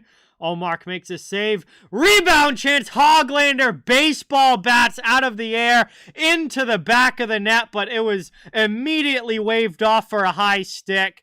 I don't think this is even close. That puck was way, way, way too high. He was literally batting it like this out of the air. I don't think there's any chance this is a goal. I'll have to look at a replay to be sure. Yeah, no, that puck is absolutely up above the crossbar. He bat that one down like this. That is not going to be a goal. Absolutely played with a high stick.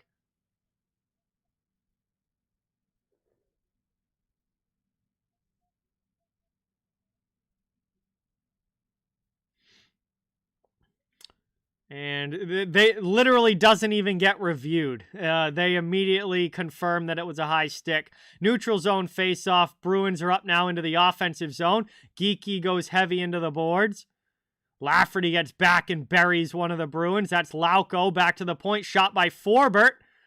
And that gets smothered by Demko, who makes a save and covers it. 6:44 to go in the second. Offensive zone draw for Boston on the way.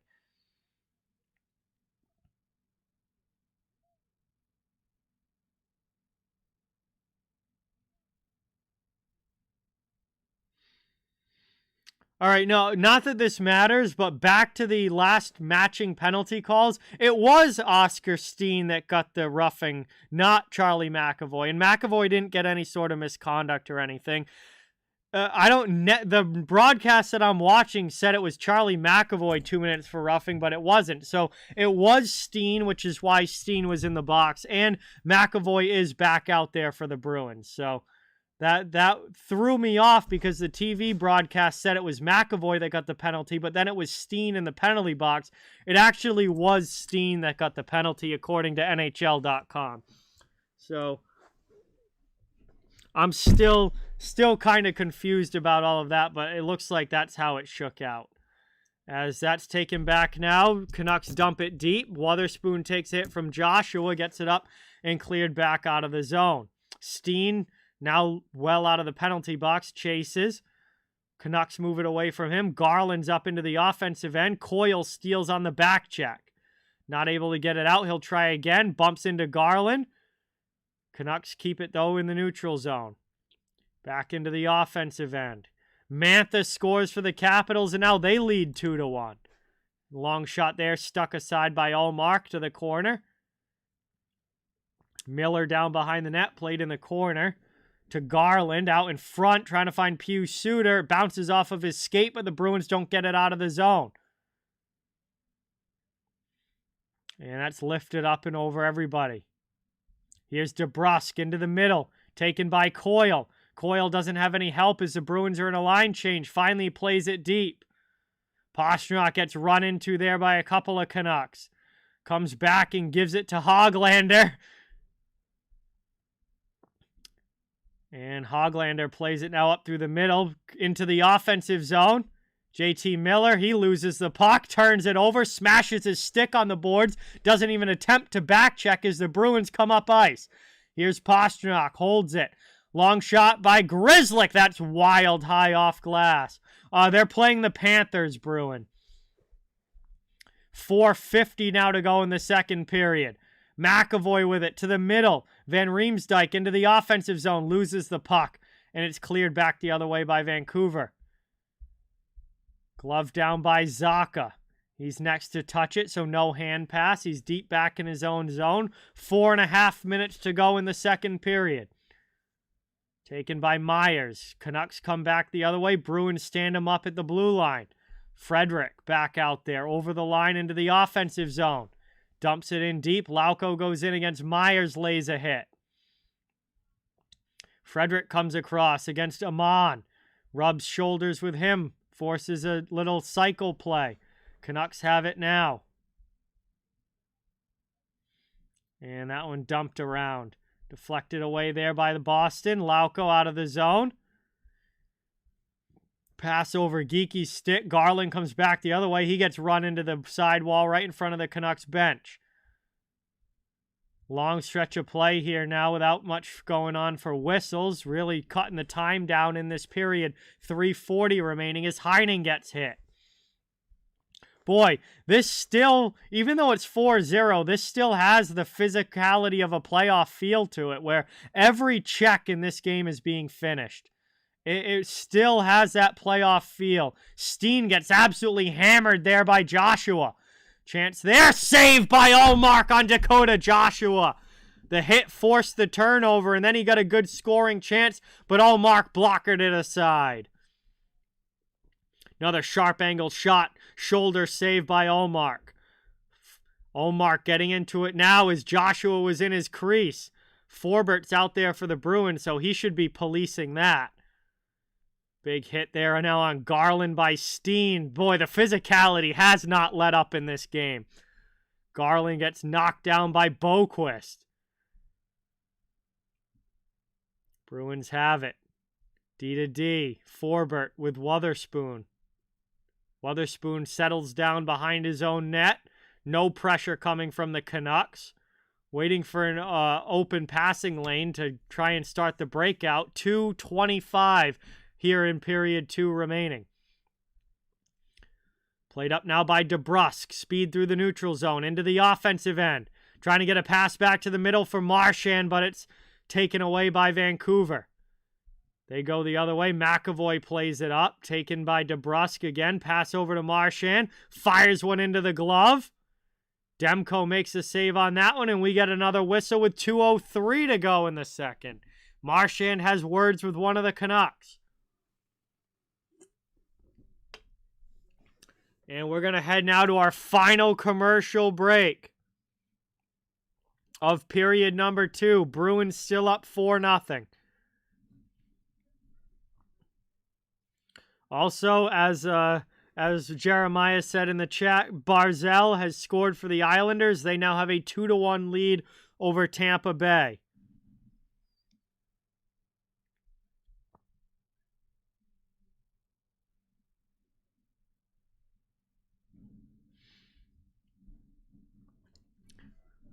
Man, getting down now to the final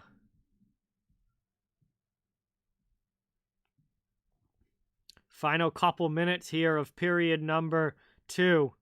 Bruins still in complete control on the scoreboard, up by 4, but very feisty physical game between these two teams. And I still have a feeling we're going to see fireworks at some point.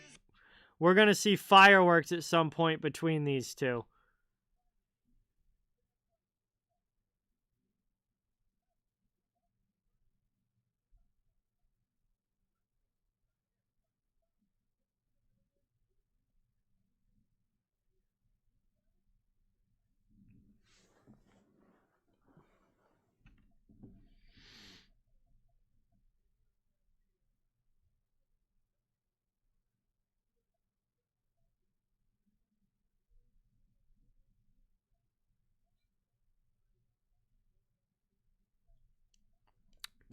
All right, we are coming back now from the commercial. We're going to get back into the action. Late second period.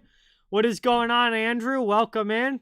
Thank you for stopping by. Great to have you in the chat. I am doing well. How are you? Always good to see you. very much enjoying this game here tonight. This has been awesome. Very, very fun.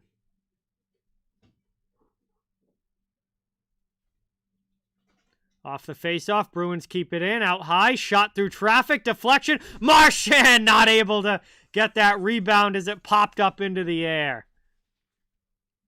Canucks clear it out. Bruins knock it down. McAvoy not able to do much with it, except Vancouver goes off sides, and JT Miller fires the puck off the boards as the linesman calls offsides.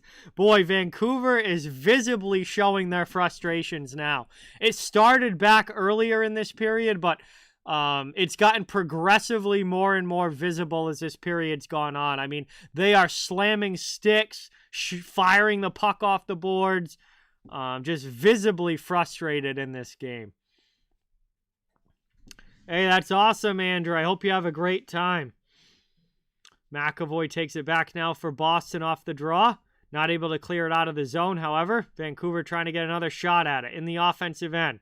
Pass for Hronek is deflected away. Dan, what is going on? Welcome in. Into the offensive zone. Vancouver again. And they once again go offside as they weren't able to cleanly bring it in. Elias Lindholm with some trouble. 1:27 to go in the second. God, I believe me, as I would be frustrated if I was on the Canucks as well. I totally understand why they're this frustrated, man. It has just not been their night tonight. Some of it is definitely their own fault. They've really lapsed with defensive coverages at times. The 2 shorthanded goals that they allowed in the first period is just absolutely inexcusable. I mean, giving up 1 shorthanded goal is bad enough. Giving up 2 in the same period is just pathetic. That's completely unacceptable for Vancouver. But some of it has just been the puck not bouncing their way either, and I can understand why they're this upset and frustrated with how this game has gone.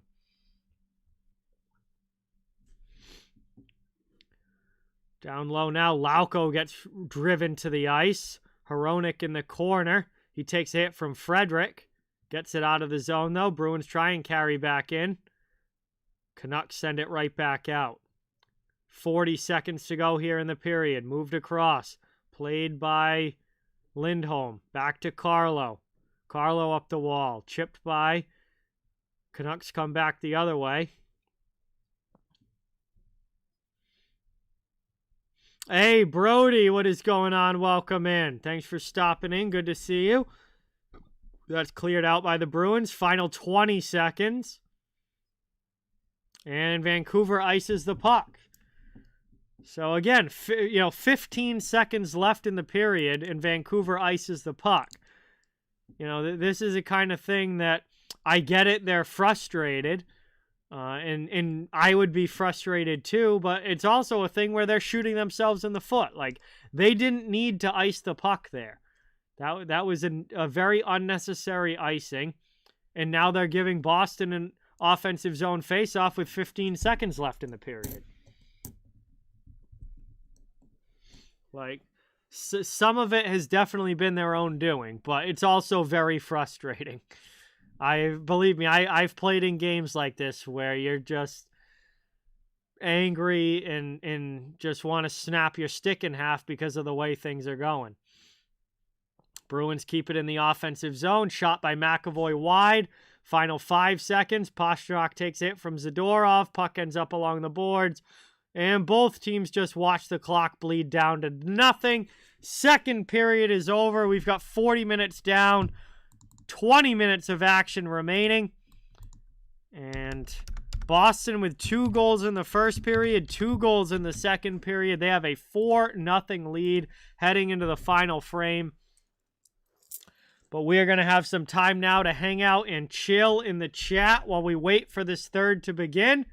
And Vancouver is going to need a major, major comeback if they're going to come back in this one. If not, the Bruins look like they're in complete control right now. And they're trying to skate away with a big win over the best team in the NHL in the Canucks. And again, we're going to have some time now to hang out in the chat while we wait for this third. Thank you guys all so much for being here. Please don't forget, it really does mean a lot and help out a lot if you can hit that thumbs up button if you haven't. And if you'd like to subscribe to the channel and become part of the channel community here, we'd absolutely love to have you. I cover the entire NHL, all different matchups across the league, the NHL. Fans of all teams are welcome and wanted here, and we'd love to have you become part of the community. Hey, Cypress, what is going on? Welcome in. Thank you for watching. Good to see you. And thank you so much for stopping by. We've got 20 more minutes of action to go. A little bit of time now, though, here at the intermission to hang out. Islanders score again as well. Thank you for the update, Jeremiah.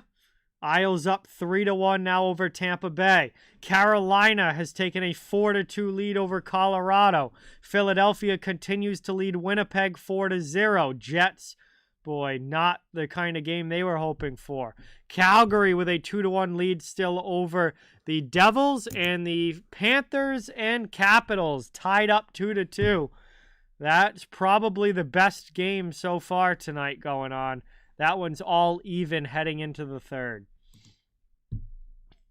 KQ, what's going on? Good to see you here. Thank you so much for dropping by. Great to have you in the chat.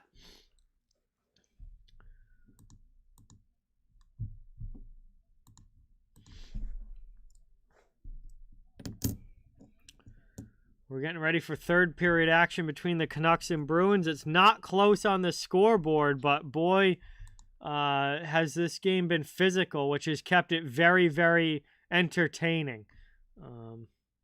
I've thoroughly enjoyed watching this game. Even though the score's a little lopsided, it's been very entertaining. And there's been some real feistiness between these teams, despite the fact that they don't play each other very often. And that's kept it a very fun game to watch.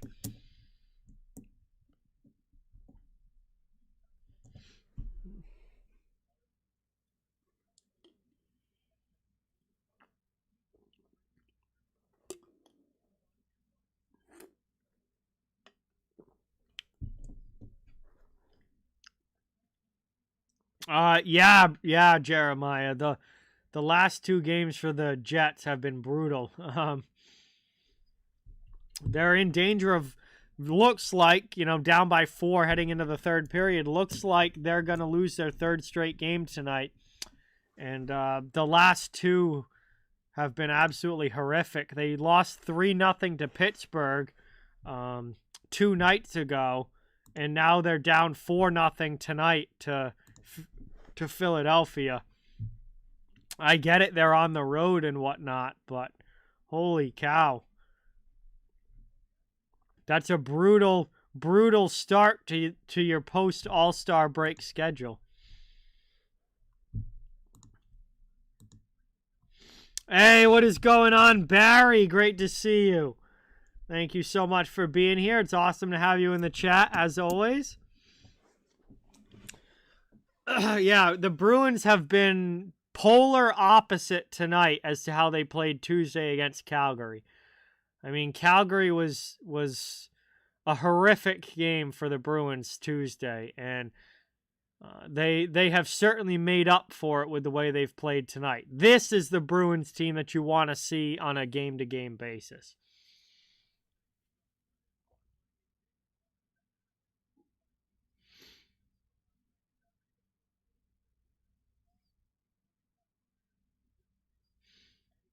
I think one of those was in overtime, Jeremiah, so that counts different on the NHL's streak in the standings. Like, Winnipeg's streak right now in the NHL standings is L2 because OT losses count differently than regulation losses. So this would be their third straight actual loss. It'd be their fourth straight loss overall, counting overtime.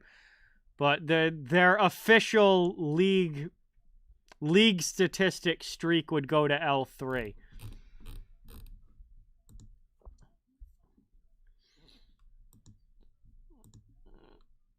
Probably, Jay. Probably. Um,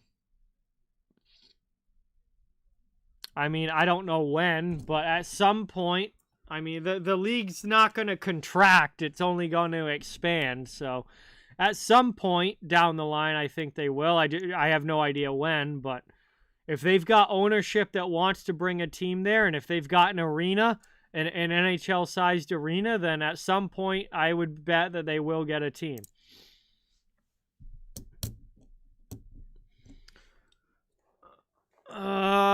Marshy with the goal tonight is now up to 25 goals on the season. And he also has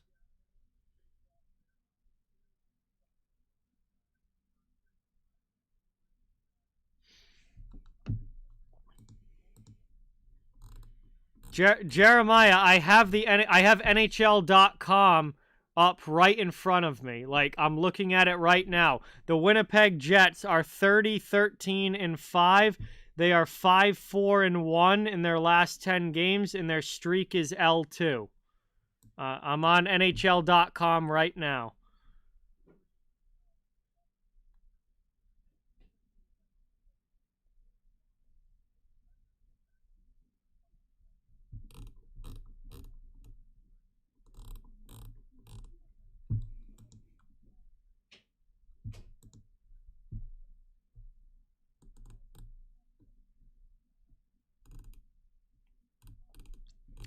Chicago has the longest losing streak in the NHL at L5 right now. Longest winning streak. Nobody's really streaking one way or the other. Longest winning streak is only 3 for the Rangers. Longest losing streak is Chicago at 5. But there really aren't a lot of streaks. Everything's L1, L2, or W1, W2. There's not a lot of streaks.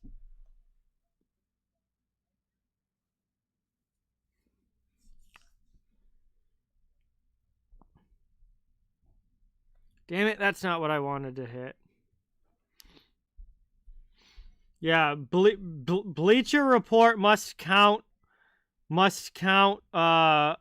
OT losses and regulation losses the same, whereas I know the official NHL stat separates OT losses and regular losses. Because when I used to do the hottest and coldest teams videos, like, there would be a team that, counting overtime losses, may have lost 5 or 6 in a row, but it would only say L1 because the OT loss was in there, a game before, and it would reset the L streak, which if you weren't paying super close attention, you would think that they only lost 1 in a row when really they've lost like 6 in a row, but because one of them was in overtime, it reset the streak according to NHL.com. So yeah, it depends on how you count OT losses and regulation losses.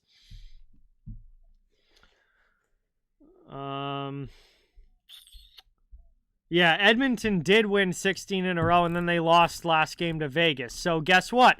Edmonton's streak goes to L1. Whether they won 16 in a row or not, their streak goes to L1. And that's where the Oilers are at right now. Vancouver has won 2 in a row, but that's going to change probably. I hope I didn't just jinx that, but that's probably going to change tonight. But yeah, there's not a lot of huge streaks going on right now. Again, like Washington, according to NHL.com, Washington's only lost 1 because of OT losses. So they're 3-6-1 in their last 10, but their streak is L1 on NHL.com. I assume they lost in overtime the 2 games ago. Would be why that would be the. That would be the...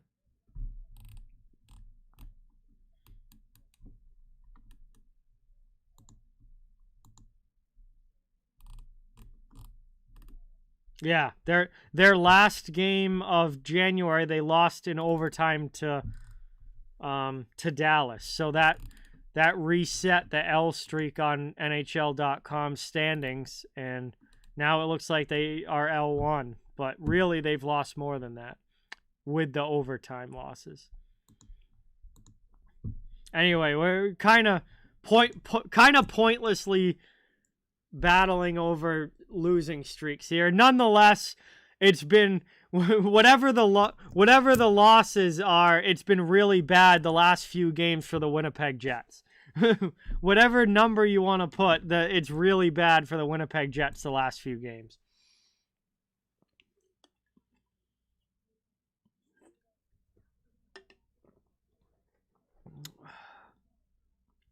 Yo, let's go. Fool in the Rain dropping a 5 on the stream. Dono hype in the chat, everybody. Let's get that Dono hype in the chat for Fool in the Rain. Thank you so much for the 5. Absolutely cannot thank you enough for all your support. Really appreciate it.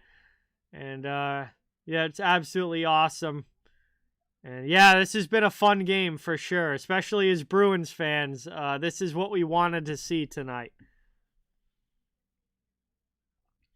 Yes, Austin. I'll be streaming Saturday night, as in 2 nights from now, 8 p.m. Eastern Time. Arizona Coyotes and Nashville Predators. Very big Central Division game with 2 teams that are trying to fight to get themselves into wild card position out west. Both teams are certainly still within striking distance of making the playoffs, and it's going to be a very hard-fought battle between the two. So I haven't done a lot of Western Conference games this year just because of my schedule and what I've been able to do. So that's what I'm going to be doing Saturday. It will be Coyotes and Predators with a very important 2 points on the line.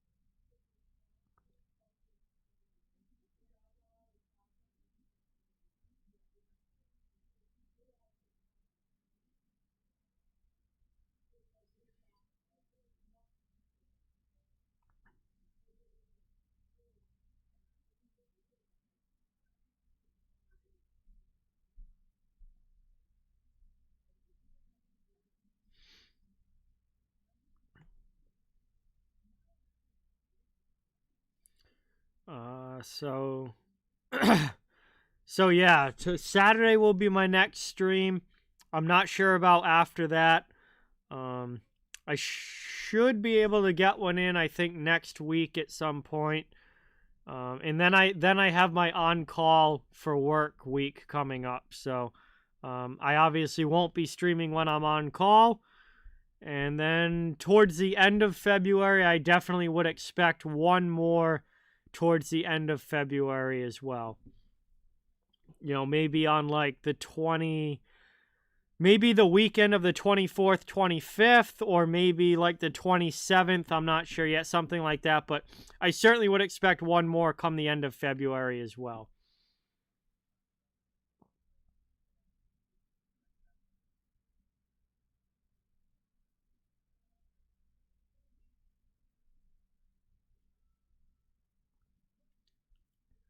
I'm just kind of looking.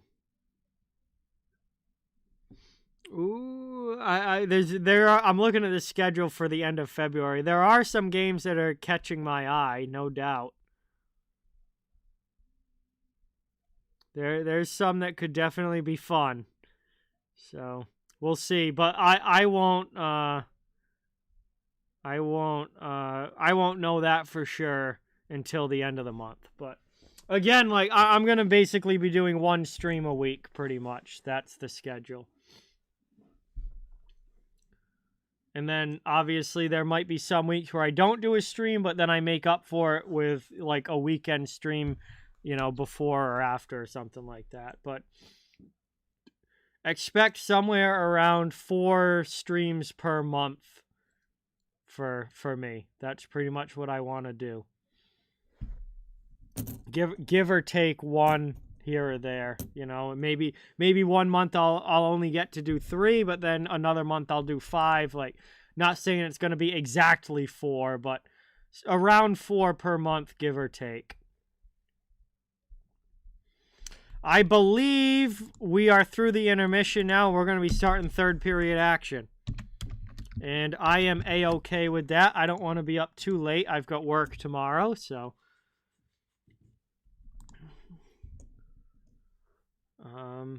Yeah, well, we're going to get into the third here. It looks like they're coming back from their final commercial break. Teams are going to be out on the ice, lining up at center. And we're going to get into the final 20 minutes of action. Boston Bruins lead the Vancouver Canucks 4-0. We'll see what these final 20 minutes bring us. I would like to think that the Bruins lead is safe. I mean, it would be extremely embarrassing for them to blow this game up by 4. But it is the NHL. Vancouver is a very talented team. Obviously, we have not seen Vancouver's best tonight. This is not what I was expecting from them, to say the least. But, we still have 20 minutes of hockey to be played. So this game's not quite over yet. Definitely want to see the Bruins keep their foot on the pedal here in the third. Fool in the rain, I'm not even going to think about or even mention the S word until the game is over, because I do not want to be the one that jinxes Linus Ullmark, so I'm not even thinking about the S word right now. All I'm thinking about right now is the Boston Bruins holding on to this lead and winning this game. We'll see what happens the next 20 minutes.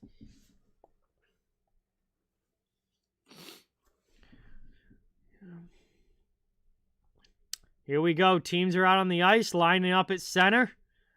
I'm also interested to see if the physicality continues in the third, because this has been a very physical game.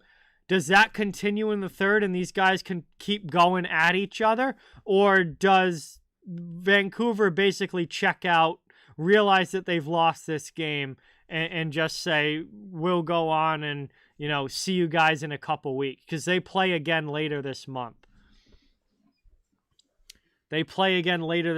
So, maybe they're just going to say, you know what, we'll see you guys in a few weeks and kind of check out of this game. Or they may want to send a message for a few weeks down the line and end up, playing a very physical third and almost treat it like a playoff series where you want to send a message for the next time you play each other. It's been very physical so far as the Bruins trying to work it out of their zone. Here's Geekie, spins off the Joshua hit and gets the puck over to Frederick, who lifts it up and into the offensive zone. Lauko not able to get to that one. It's chopped away. Oh, man, it's so tough to say, KQ. I don't like trying to predict that far ahead just because we have no idea what's going to happen with injuries. We have no idea who's going to be playing well and who's not going into the playoffs. I hate trying to predict that far ahead. And as we learned last year, not just last year, it happens every year. Anybody can beat anybody come playoff time. So, you're just, taking a shot in the dark when you try and predict who's going to make it to the finals now. We just don't. There's so much that can happen. Into the offensive zone, moved across. I probably wouldn't even pick the finals right heading into the conference finals, never mind before the playoffs have even started. Mikheyev spins away in the corner. 18:15 to go in the third. Shot goes well wide. Lindholm gets to the loose puck. McAvoy tied up with Elias Lindholm. I keep forgetting there's a Lindholm on both teams now. Elias came over from the Flames in that latest trade to Vancouver. So the Bruins have a Lindholm with Hampus, and the Canucks have a Lindholm with Elias. And they are not related.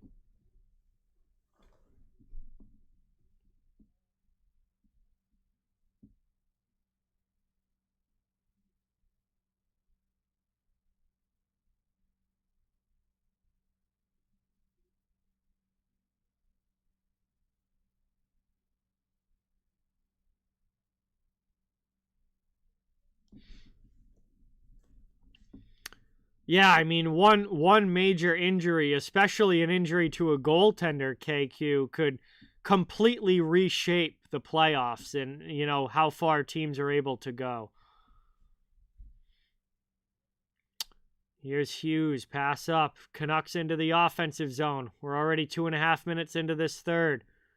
I'm already kind of getting the feeling that the Canucks have accepted that they've lost this game and are just going to kind of watch the clock drain the way that this third started.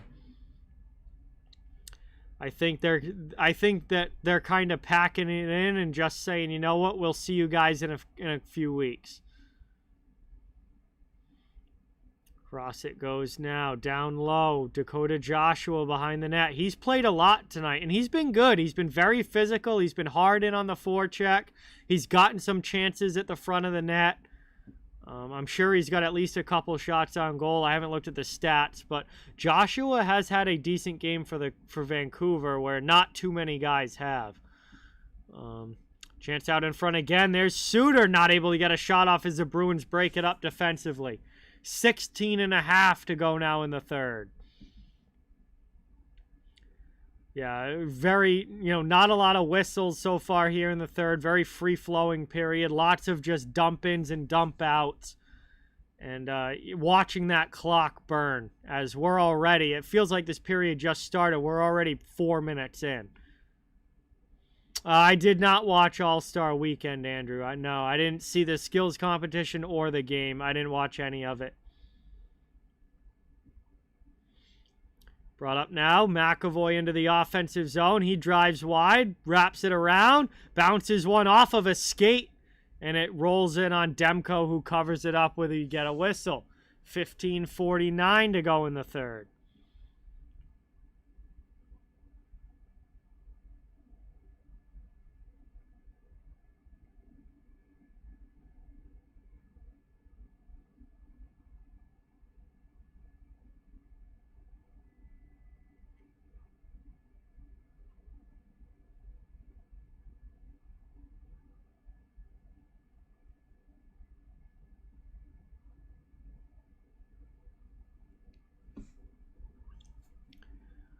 Down in the corner now, Vancouver trying to pass across the ice in the middle there, but it's deflected away by the Bruins defensively. Up and over the glass, it will be an offensive zone draw coming for the Canucks. But again, Bruins good stick position defensively. They break it up.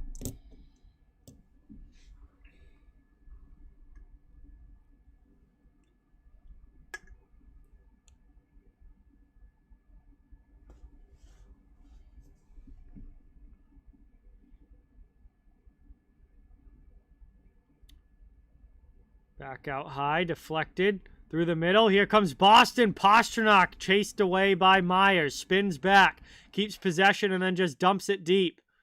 Canucks get to it first, and they'll break out. Pettersson. Pass across, shot there from Mikheyev, and a nice glove save by Ullmark to grab it and cover. 15:14 remaining. Vancouver has not gotten a lot of shots on goal in this game. They only have 15 on the night. Ullmark has stopped them all so far.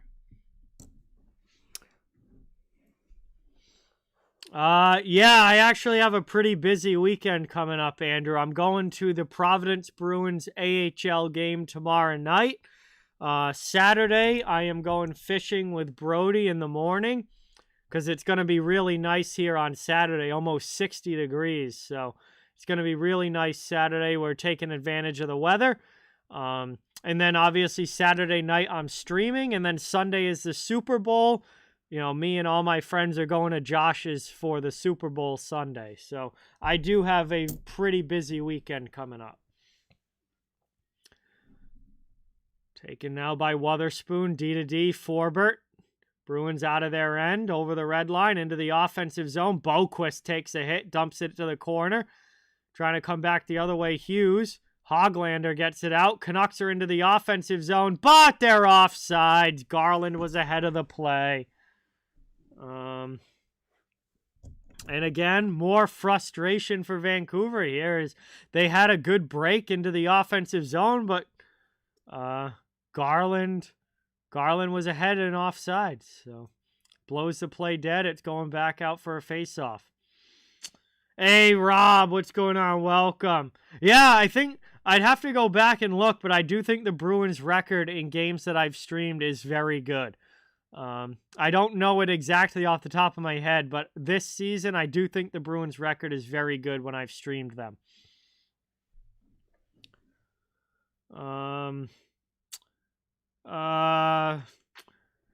Fishing for anything I can get, McDobb, but I got a boat a few weeks ago, nothing big, just a little boat, 2-seater, it's, I think 10 feet long.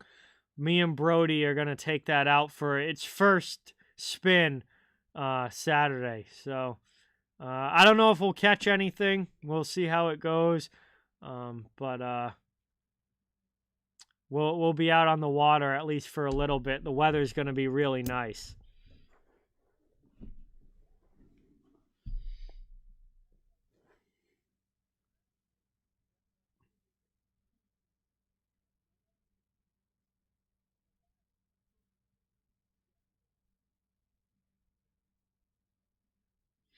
All right, offensive zone draw now for the Bruins. Hey, that's awesome, McDobb. Yeah, I have a kayak as well, but obviously it only fits me. So if I want to go with somebody else, I got a 10-foot boat with 2 seats to be able to take other people. So, but yeah, I do a lot of fishing, especially in the summer and fall, spring, summer, fall. But even in the winter if it's gonna be a warm day, I'll have no qualms about taking it out and enjoying the nice weather. Yes, Andrew, I do. I do a lot. Fishing is, one of my favorite things. I haven't yet, Dan, but I want to this year. I haven't eaten anything I've caught yet, but I'm definitely going to this year. There's different kinds of fish that are good to eat. We're up here, where I live in the Northeast. So, I'm definitely gonna be doing that this year, where I keep the fish and actually I'm gonna, completely prepare it all myself, cook it myself, do everything like that, and make them. So.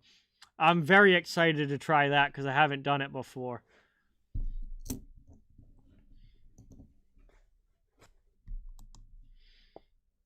I know yellow perch are very good to eat, and there's a few ponds around with catfish in them, and I know catfish is good as well. That's very popular in other parts of the country, so... I really want to catch a catfish this year and try catfish that I cook myself.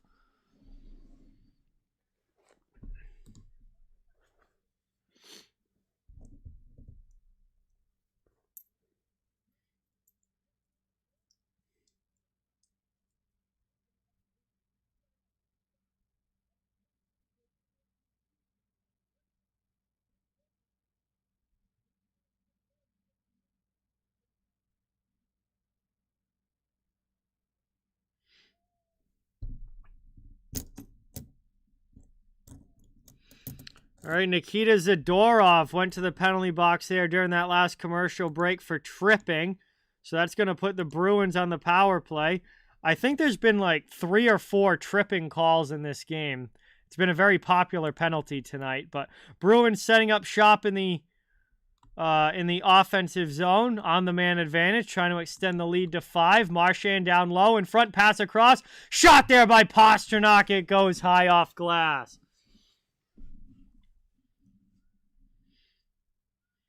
Yeah, I've heard that, McDobb. I'm definitely going to try it because largemouth bass is what I catch the most of. Like, that's the most abundant freshwater fish to catch around here. So, I know there's a lot of people that don't eat it, but I've also heard that, you know, it's actually a lot better than anyone realizes. So, I'm definitely going to try it.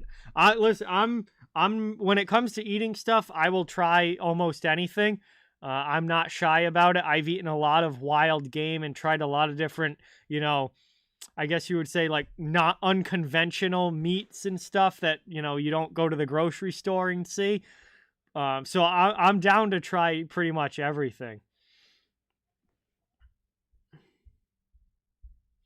Yeah, I don't know. I haven't tried either yet, McDowell, but I would love to for sure.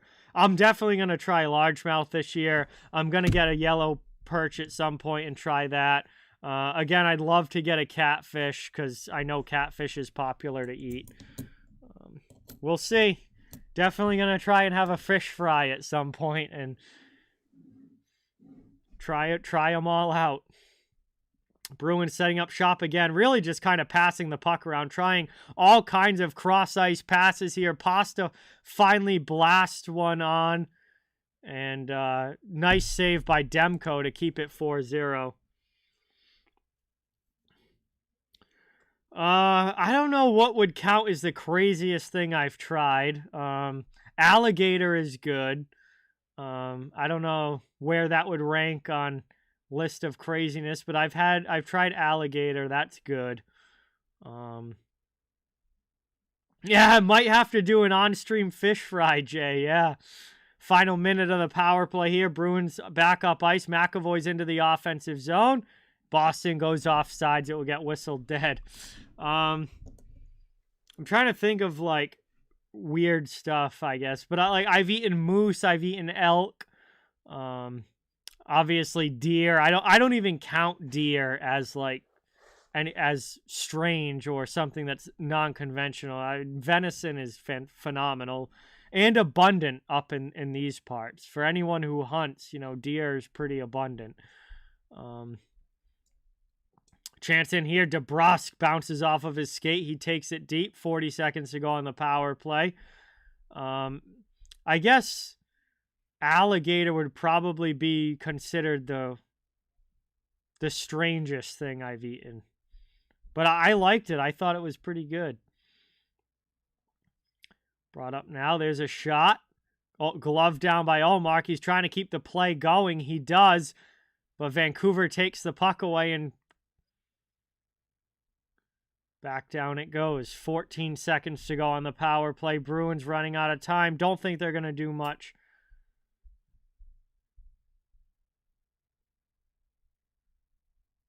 And that's cleared away. Bruins power play is over. We're back to 5-on-5. Zadorov's out of the box.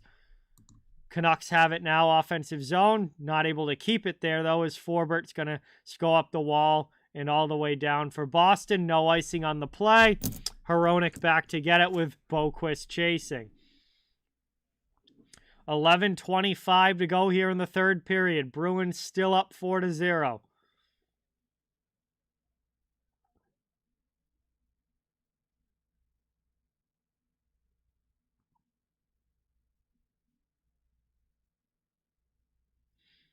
Yeah, I've never tried great white, Andrew, but I'm not surprised that it's probably not great to eat.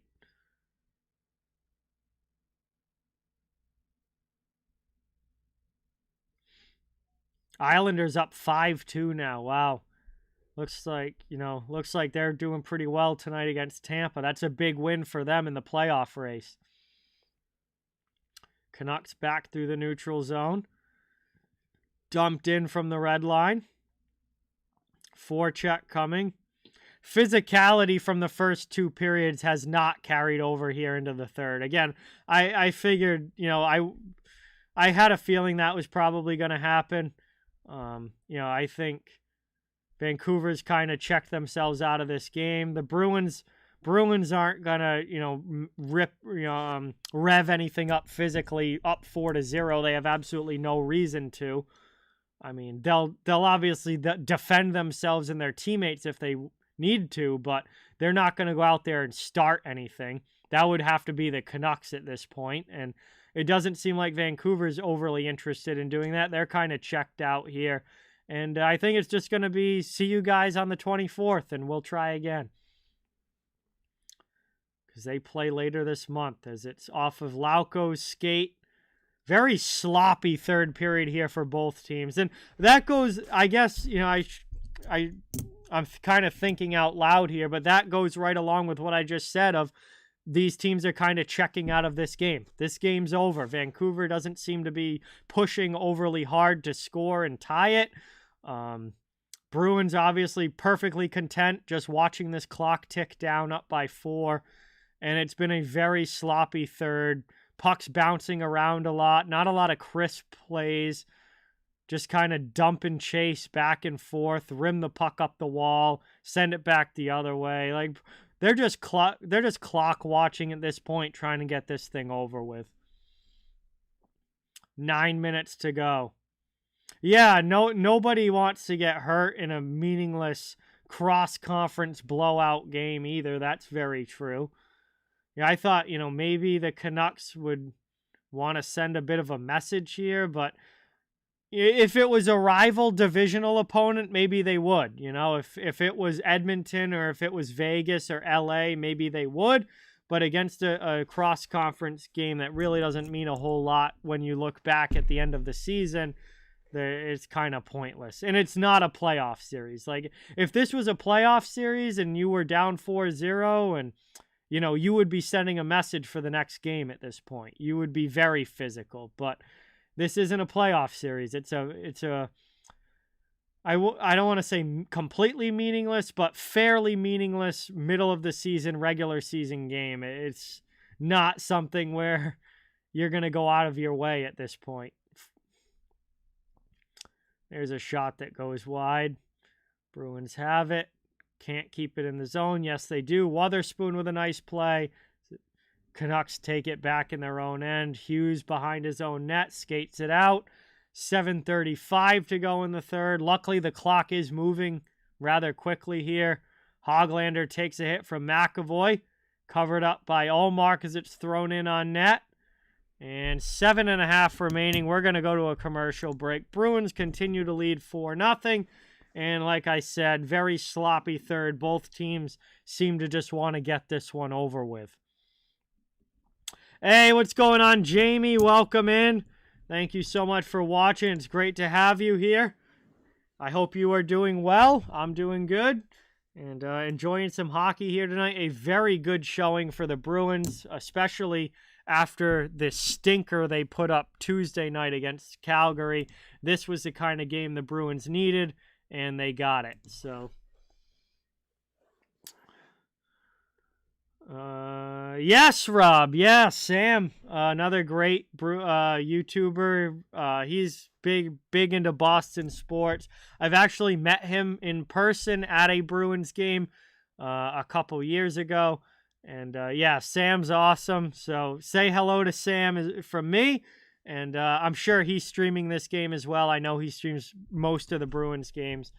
And yeah, Sam is an awesome dude.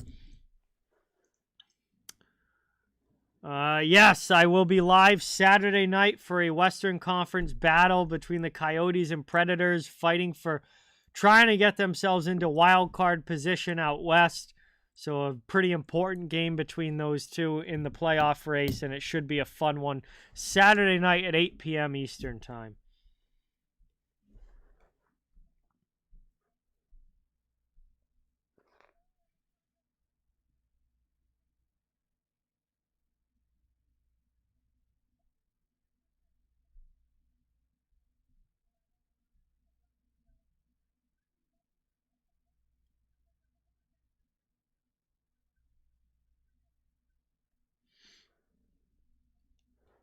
How many of them remember 2011? Probably most of them.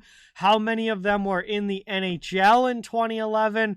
Not many. If anyone other than Martian. I know the only player playing in this game for either the Bruins or Canucks that was in that 2011 series was Brad Marchand. I'm not sure if any of these other guys were in the league at that point, but playing for a different team. I'm trying to think of who some of the older guys are. But, yeah, Van Riemsdyk. James Van Riemsdyk was in the league at least at that point. But 2011, I think he was still on the Philadelphia Flyers. But, yeah, there's not many. There's not many. And obviously the only player playing in this game that was around for that series was Marchand. Under 7 to go. Long shot by Hronek and a nice glove save by Ullmark. Forbort clears the crease with Hoglander on the doorstep. Offensive zone faceoff on the way for the Canucks.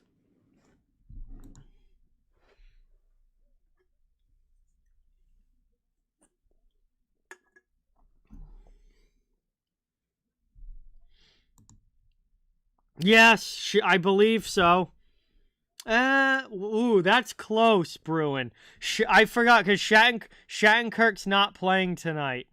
So I honestly completely forgot about him. He might have been in the league at that point.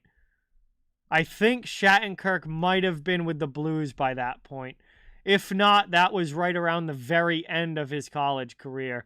I forget what years he was at BU. But he may have been with the Blues at that point. I'm not sure.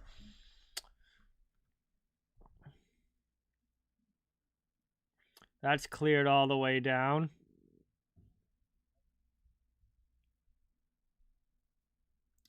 Hronek starts back up. And icing there against the Canucks.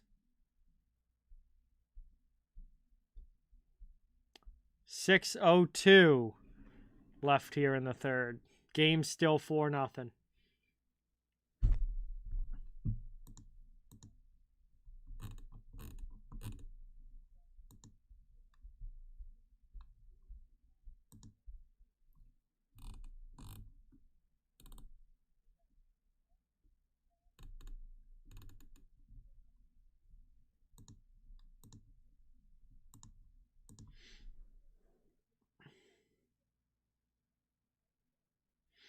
Hey, I certainly hope so, Jamie. I mean, as we learned last year, anything can happen in the playoffs. So it's far from a guarantee, but I certainly hope there's a much better showing in the postseason for the Bruins this year than what they did last year.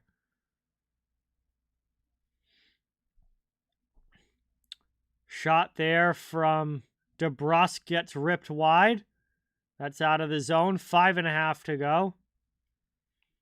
Oh, here we go. Thank you, Jeremiah. Shattenkirk was with Colorado in 2010-2011. It was his first in the NHL. Okay, so he had just left BU at that point. And then he got traded to the Blues the next season. I forgot that he wasn't originally a Blue. He must have been involved in that massive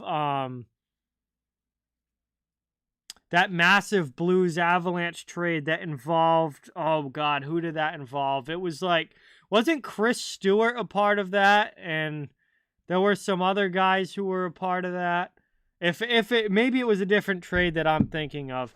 Wasn't Paul Stastny a part of that deal as well or something? I just remember there being a massive trade between Colorado and St. Louis, and I forgot that Shattenkirk was originally Avalanche, and because I always remember his early days.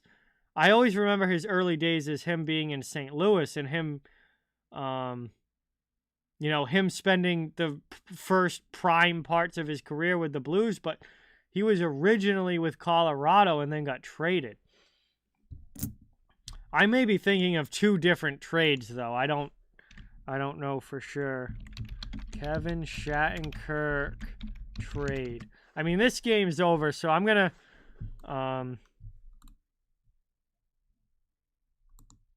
go look here at Kevin Shattenkirk trades because, yeah, it was the Chris Stewart, Eric Johnson deal. Okay, this is the one that I remember. This is the one I was thinking of. Chris Stewart.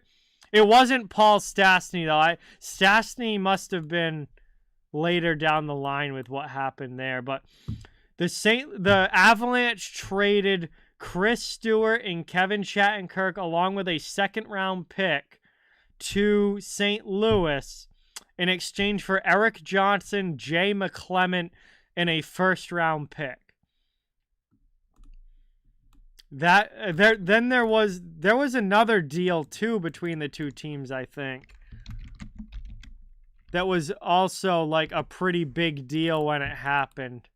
So it was two separate trades. Let me look at Stastny was never between the Blues and the Avalanche, though. There was the Blues in Winnipeg. I don't know why I was thinking of Stastny. But it was Chris Stewart and Kevin Shattenkirk that Colorado traded for Jay McClement and Eric Johnson. I think the Blues won that trade, honestly.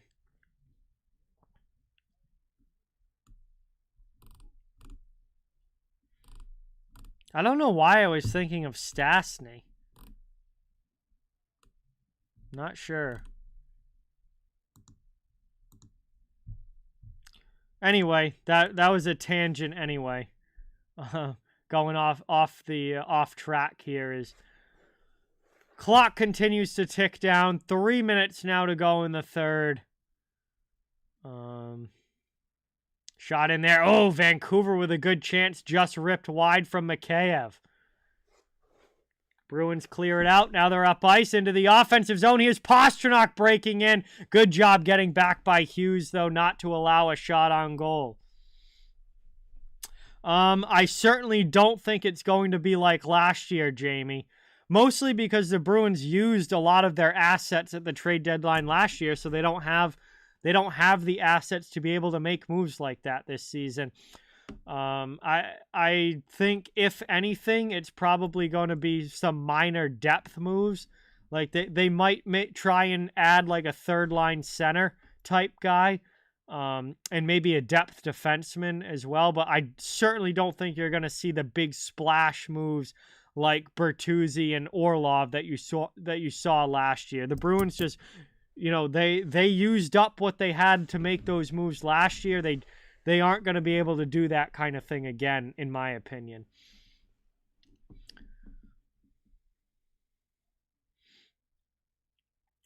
Around now, lifted up out of the zone. Under 2 minutes remaining. Bruins still up 4-0. And for those of you that aren't actually seeing this game, don't mind me not really doing a lot of play-by-play here the last few minutes. You're not missing anything. This is the epitome of both of these teams just trying to end this game and get it over with. 1:15 to go in the third. Bruins keep it in at the blue line. Long shot through traffic. Demko with a save. Steen gets knocked down. Now we're going to have a little bit of fun as Zadorov's going to go to the box. Forbert and Joshua have grabbed each other now. I don't think they're going to go. Bluger's in it with Lauko. They have linesmen between them. I don't think anything's actually going to happen here. Zadorov is going to go to the penalty box for knocking down Steen after the whistle. Steen definitely helped that along a little bit. That was definitely a flop. Steen, there was no reason for him to snap his head back. I'd like to see the Bruins put Frederick out here to end the game. That way, if anything does happen, at least they'll have their fighter on the ice. But a minute 10 to go in the third. Boston's going to the power play. I'm not even going to bother putting the graphic up. It doesn't matter. This game's over. See, I'm really glad the Bruins didn't overpay for Lindholm. I think Vancouver overpaid for him. I'm very glad the Bruins didn't do that deal, or what a Boston equivalent of that deal would be. I don't want the Bruins overpaying for any of those types of guys. I'm all set with that. Frederick is on the ice here as the Canucks win the face-off. Backhanded into the offensive zone. Canucks kill more time. Again, doesn't really matter. I just want to see if something's going to happen because Frederick is out there. He'll handle business if he needs to. Moved across, down low. Danton Heinen poked away from him. Joshua sends it all the way down. Hey, thank you, Mary. Appreciate it. Brought up now. Final 30 seconds. Heinen over to Grzelcyk. Shot by Grzelcyk. Saved by Demko. All the way down. Cleared. More time off the clock. Final 17 seconds. Ullmark plays it to his D-man. Bruins are just going to kill the clock here. Up to Geeky. Back to the D. Grzelcyk runs it down. Passes over to Wotherspoon. Final seconds are gone. This one is over. Game over. Bruins win. I can finally say the S word. Linus Ullmark with the shutout. Keeping Vancouver off the scoreboard. Only had to make 17 saves. Vancouver certainly did not have a good night. I mean, this is not the Vancouver Canucks team I was expecting. Bruins did play extremely well, and it was a bounce-back performance that the Bruins desperately needed after a very bad game on Tuesday. But the Canucks did not have it tonight. It was a pretty poor performance from them. Boston takes advantage of it. 4-0 win. And they are both now tied at the top of the league with 73 points. But that is going to do it for this one. Thank you guys again so much for watching. Hope you guys enjoyed this one. I wish the game was a little bit closer, but it was still a lot of fun. It was great talking to you all in the chat.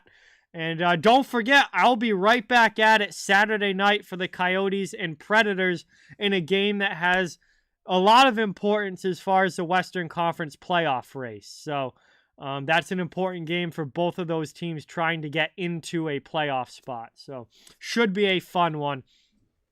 Hopefully I'll see you guys on Saturday. Thank you guys again. Please have a great night and have a great Friday tomorrow as well. Really appreciate each and every one of you. Don't forget, it does help out a lot if you can hit that thumbs up button if you haven't yet. And if you'd like to become part of the channel community and follow along for all of my streams, we'd love to have you subscribe as well. I cover all different teams across the NHL, and fans of different teams are all welcome here. Thank you guys again. Have a great night. Hopefully I will see you all very, very soon. And with that, thank you guys again, and see you all next time.